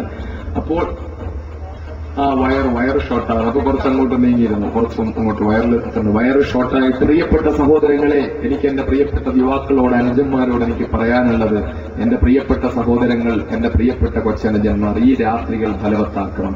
ഇന്നത്തെ ഈ ഒരുമിച്ച് കൂടലിന് ഗുണമുണ്ടാകണം. അതുകൊണ്ട് ഞാൻ ഇനി ഒരു ദീർഘമായ വലിയ വാള് പറയുന്നില്ല. എനിക്ക് പറയാനുള്ളത് ഇന്നലെ മുതൽ ഞാൻ പറഞ്ഞ കുറച്ച് കാര്യങ്ങളുണ്ട്, അത് ഞാൻ ആവർത്തിക്കുകയാണ്. എന്റെ പ്രിയപ്പെട്ട സഹോദരങ്ങൾ, വിശുദ്ധ റമളാൻ തീരുമ്പോൾ 29-ാമത്തെ നോമ്പ് പിടിച്ചിട്ട് 30 നോമ്പ് ഈ പ്രാവശ്യം ഉണ്ടാകാൻ സാധ്യത വളരെ കുറവാണ്. 29-ാമത്തെ നോമ്പ് പിടിച്ചിട്ട് രാത്രിയിൽ നമ്മൾ പെരുന്നാൾ കാത്തിരിക്കുമ്പോൾ നമ്മുടെ മനസ്സാക്ഷിയോട് നമുക്ക് ചോദിക്കണം, ഈ റമളാനിൽ എനിക്ക് തഖ്വ വർദ്ധിച്ചോ? അല്ലാഹു പറഞ്ഞത് കുതിബ അലൈക്കുമുസ് സിയാമു കമാ കുതിബ അലൽ ലദീന മിൻ ഖബ്ലിക്കും ലഅല്ലക്കും തത്തഖൂൻ. തഖ്വയുണ്ടാകാൻ വേണ്ടിയാണ് നിങ്ങൾക്ക് നോമ്പ് നിർബന്ധമാക്കിയത്. അപ്പൊ നോമ്പ് തീരുന്ന ദിവസം നമുക്ക് ആത്മപരിശോധന നടത്തുമ്പോൾ തഖ്വയുണ്ടായോ എന്ന് നമുക്ക് ചിന്തിക്കാൻ പറ്റണം. അങ്ങനെ തഖ്വയുണ്ടായി എന്നാണ് നമ്മുടെ ഖൽബ് പറയുന്നതെങ്കിൽ തീർച്ചയായിട്ടും സഹോദരങ്ങളെ, നമുക്ക് പിന്നെ ജീവിതത്തിൽ നിസ്കാരം മുടക്കാൻ പറ്റില്ല, നമുക്ക് പിന്നെ ജീവിതത്തിൽ പരദൂഷണം പറയാൻ പറ്റില്ല, നമുക്ക് ഏഷണി പറയാൻ പറ്റില്ല, നമുക്ക് പലിശ തിന്നാൻ പറ്റില്ല, നമുക്ക് നിഷിദ്ധമായ കാര്യങ്ങളുമായി ബന്ധപ്പെടാൻ പറ്റില്ല, നിഷിദ്ധമായ സമ്പാദ്യം ഉണ്ടാക്കാൻ പറ്റില്ല. 1 ഇഞ്ച് തഖ്വയുണ്ടെങ്കിൽ പലിശയുടെ അംശമുള്ള ഒരു നയാ പൈസ ഉള്ളിൽ പോകാതെ, ഒരു പിടി അരി ഉള്ളിൽ പോകാതെ, ഒരു ഗ്ലാസ് വെള്ളം ഉള്ളിൽ പോകാതെ നമ്മൾ കാത്തു സൂക്ഷിക്കണം. അതുകൊണ്ട് എന്റെ പ്രിയപ്പെട്ട സഹോദരങ്ങളെ, അനുജന്മാരെ, ഉമ്മമാരെ, പെങ്ങന്മാരെ, തഖ്വ ഈ നോമ്പ് തീരുന്നതോടെ നമ്മൾ ഉണ്ടാക്കിയെടുക്കണം. നമ്മളിങ്ങനെ ഹൃദയത്തിൽ കാക്ക കൂട് വെക്കുന്നത് പോലെ ഓരോ ചുള്ളിക്കമ്പുകൾ പറക്കി വെച്ച് അതിങ്ങനെ കൂട്ടി ഈ 30 ദിവസം കൊണ്ട് നമ്മുടെ ഹൃദയത്തിൽ ഒരു തഖ്വയുടെ കൂടുണ്ടാക്കി, പിന്നൊരു കാറ്റിലും ഒരു കോളിലും അത് ഇളകിപ്പോകാതെ ആ തഖ്വയുടെ കൂട് നമ്മൾ സൂക്ഷിക്കണം. ജീവിതത്തിൽ തെറ്റുപറ്റിപ്പോയവരുണ്ടാവും, കുറ്റങ്ങൾ സംഭവിച്ചു പോയവരുണ്ടാവും. പക്ഷേ ഇവിടുന്ന് ഇന്ന് ഈ രാത്രി നമ്മൾ തീരുമാനമെടുത്തിട്ട് ഇൻഷാ അല്ലാഹ് ഞാൻ മുഅ്മിനാകാൻ പോവാണ്, ഞാൻ ഉറച്ച സത്യവിശ്വാസിയാകാൻ പോവാണ്, ഞാൻ ഇനി പലിശയായിട്ട് ബന്ധപ്പെടൂല, ഞാൻ ഇനി നിസ്കാരം കളാക്കൂല, ഞാൻ ഇനി നിഷിദ്ധമായതൊന്നും കഴിക്കില്ല, ഞാൻ ഇനി മദ്യപിക്കില്ല, ഞാൻ ഇനി വ്യഭിചരിക്കില്ല, ഞാൻ ഇനി ലോട്ടറി ഇടപാടിൽ പോവില്ല, ഞാൻ ഇനി നിഷിദ്ധമായ സമ്പാദ്യമുണ്ടാക്കില്ല, ഞാൻ നന്നാകാൻ പോവാണെന്നൊരു ഉറച്ച തീരുമാനമെടുത്തിട്ട് എപ്പോ മരിച്ചാലും ഞാൻ നേരത്തെ പറഞ്ഞതുപോലെ നമ്മുടെ ഹബീബായ നബി മുഹമ്മദ് മുസ്തഫ സല്ലല്ലാഹു അലൈഹി വസല്ലം തങ്ങളുടെ ആത്മീയ സാന്നിധ്യത്തിന്റെ സായുജ്യം, ആ സംതൃപ്തി അടഞ്ഞുകൊണ്ട് റസൂലുള്ളാഹിന്റെ സവിധത്തിൽ, റഹ്മത്തിന്റെ മലക്കുകളുടെ സവിധത്തിൽ നമ്മുടെ റൂഹ് പോകുന്ന ഒരവസ്ഥ നമുക്കുണ്ടാക്കണം. അതിനുവേണ്ടി എന്റെ സഹോദരങ്ങൾ നിർബന്ധമായിട്ടും നമസ്കാരമില്ലാത്തവർ നമസ്കാരം തുടങ്ങണം. വിശുദ്ധ റമളാനായിട്ടും പള്ളിയുമായിട്ട് കയറാത്ത മക്കളുണ്ടെങ്കിൽ പള്ളിയിൽ കയറണം. പള്ളിയിൽ കയറിയവര് നിസ്കാരം ഒരു ചടങ്ങാക്കി മാറ്റാതെ, ഇപ്പൊ എല്ലായിടവും നിസ്കാരം ഒരു ചടങ്ങായി അങ്ങ് പോവുക. പലയിടത്തും പള്ളികളിലെ തറാവീഹ് നിസ്കാരം പോലും തറാവീഹ് കൊണ്ട് ഉദ്ദേശിച്ച ആ തറാവീഹിന്റെ ആത്മാവ് കിട്ടുന്നില്ല. തറാവീഹൊക്കെ പെട്ടെന്നൊരൊറ്റ അടി അല്ലാഹു അക്ബർ അല്ലാഹു അക്ബർ അല്ലാഹു അക്ബർ അല്ലാഹു അക്ബർ അസ്സലാമു അലൈക്കും അസ്സലാമു അലൈക്കും ഇങ്ങനെ തറാവീഹ് അങ്ങ് പോവാണ്. ഏറ്റവും ചെറിയ സൂറത്ത്, അതിൽ ചെറിയ സൂറത്ത് പിന്നില്ലാത്തത് കൊണ്ട് വള്ളുഹ മോല് താഴോട്ട് 20 ഓടും, ചിലർക്ക് അലന്തര മോല് താഴോട്ട് 2 ട്രിപ്പ് അടിക്കും അങ്ങോട്ട്. ഇതൊക്കെ സത്യത്തിൽ റമളാൻ കൊണ്ട് ഉദ്ദേശിച്ച യഥാർത്ഥമായ ചൈതന്യമില്ലാത്തതിന്റെ പ്രശ്നമാണ്. റമളാനിൽ വിശുദ്ധ ഖുർആൻ ഇറങ്ങിയ മാസമാണ്. ആ ഖുർആൻ എത്രത്തോളം ഓതി തറാവീഹ് നമസ്കരിക്കാമോ അത്രത്തോളം ഓതി തറാവീഹ് നമസ്കരിക്കണം. ഖുർആനുമായിട്ട് ഹൃദയത്തെ ബന്ധപ്പെടുത്തണം. ഖുർആൻ ഓതണം, വായിക്കണം. ലോകത്ത് വിശുദ്ധ ഖുർആൻ ഉണ്ടാക്കിക്കൊണ്ടിരിക്കുന്ന മാറ്റങ്ങൾ നമുക്കറിയാമല്ലോ. സെപ്റ്റംബർ 11 ശേഷം അമേരിക്കയിലെ ലോകത്തിന്റെ നാനാഭാഗത്തും അമേരിക്ക അക്രമങ്ങൾ അഴിച്ചുവിട്ടു. എത്രത്തോളം എന്നാൽ ഗോണ്ടനാമയിലെ തടങ്കൽ പാളയത്തിന് നമ്മൾ കാണുന്നു, കയ്യും കാലും കൂട്ടിക്കെട്ടി കണ്ണിൽ കറുത്ത തുണി വെച്ച് കെട്ടിയിട്ട് അവിടെ കിടക്കുന്ന പോരാളികളെ കൊണ്ടുപോയി കണ്ണീന്ന് കറുത്ത തുണി അഴിച്ചിട്ട് ബാത്റൂമിലേക്ക്, ടോയ്ലറ്റിലേക്ക് വിടുന്നു. അവര് മലവിസർജനം ചെയ്തതിനു ശേഷം അമേരിക്കക്കാരൻ വെള്ളം കൊണ്ട് വൃത്തിയാക്കി ശീലമില്ലാത്തത് കൊണ്ട് ടിഷ്യൂ പേപ്പറാണ് ബാത്റൂമിൽ, ടോയ്ലറ്റിൽ വെക്കുക. അങ്ങനെ ടോയ്ലറ്റിൽ അവൻ ടിഷ്യൂ പേപ്പർ, പോരാളികളായ ചെറുപ്പക്കാർ ടിഷ്യൂ പേപ്പർ വലിച്ചെടുത്ത് നോക്കുമ്പോൾ ടിഷ്യൂ പേപ്പറിന്റെ സ്ഥാനത്ത് വിശുദ്ധ ഖുർആന്റെ പേപ്പറുകളാണ് വെച്ചിരിക്കുന്നത്. ആ ഖുർആന്റെ പേപ്പറുകൾ കൊണ്ട് മലവിസർജനം ചെയ്തിട്ട് വൃത്തിയാക്കാൻ വേണ്ടിയിട്ട് വിശ്വാസത്തിന്റെ ചൈതന്യം ഹൃദയാന്തരാളങ്ങളിൽ കത്തിയാളുന്ന ആ ചെറുപ്പക്കാർ അവര് തലയിട്ട് ഭിത്തിയിൽ അടിച്ചും ഒച്ചയിട്ടും പ്രതിഷേധിക്കുമ്പോൾ അവരെ കയ്യും കാലും അടിച്ചൊടിച്ച് പീഡിപ്പിക്കുന്നു.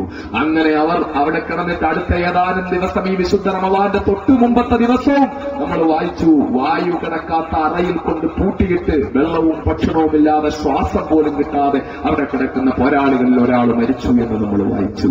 ഇങ്ങനെ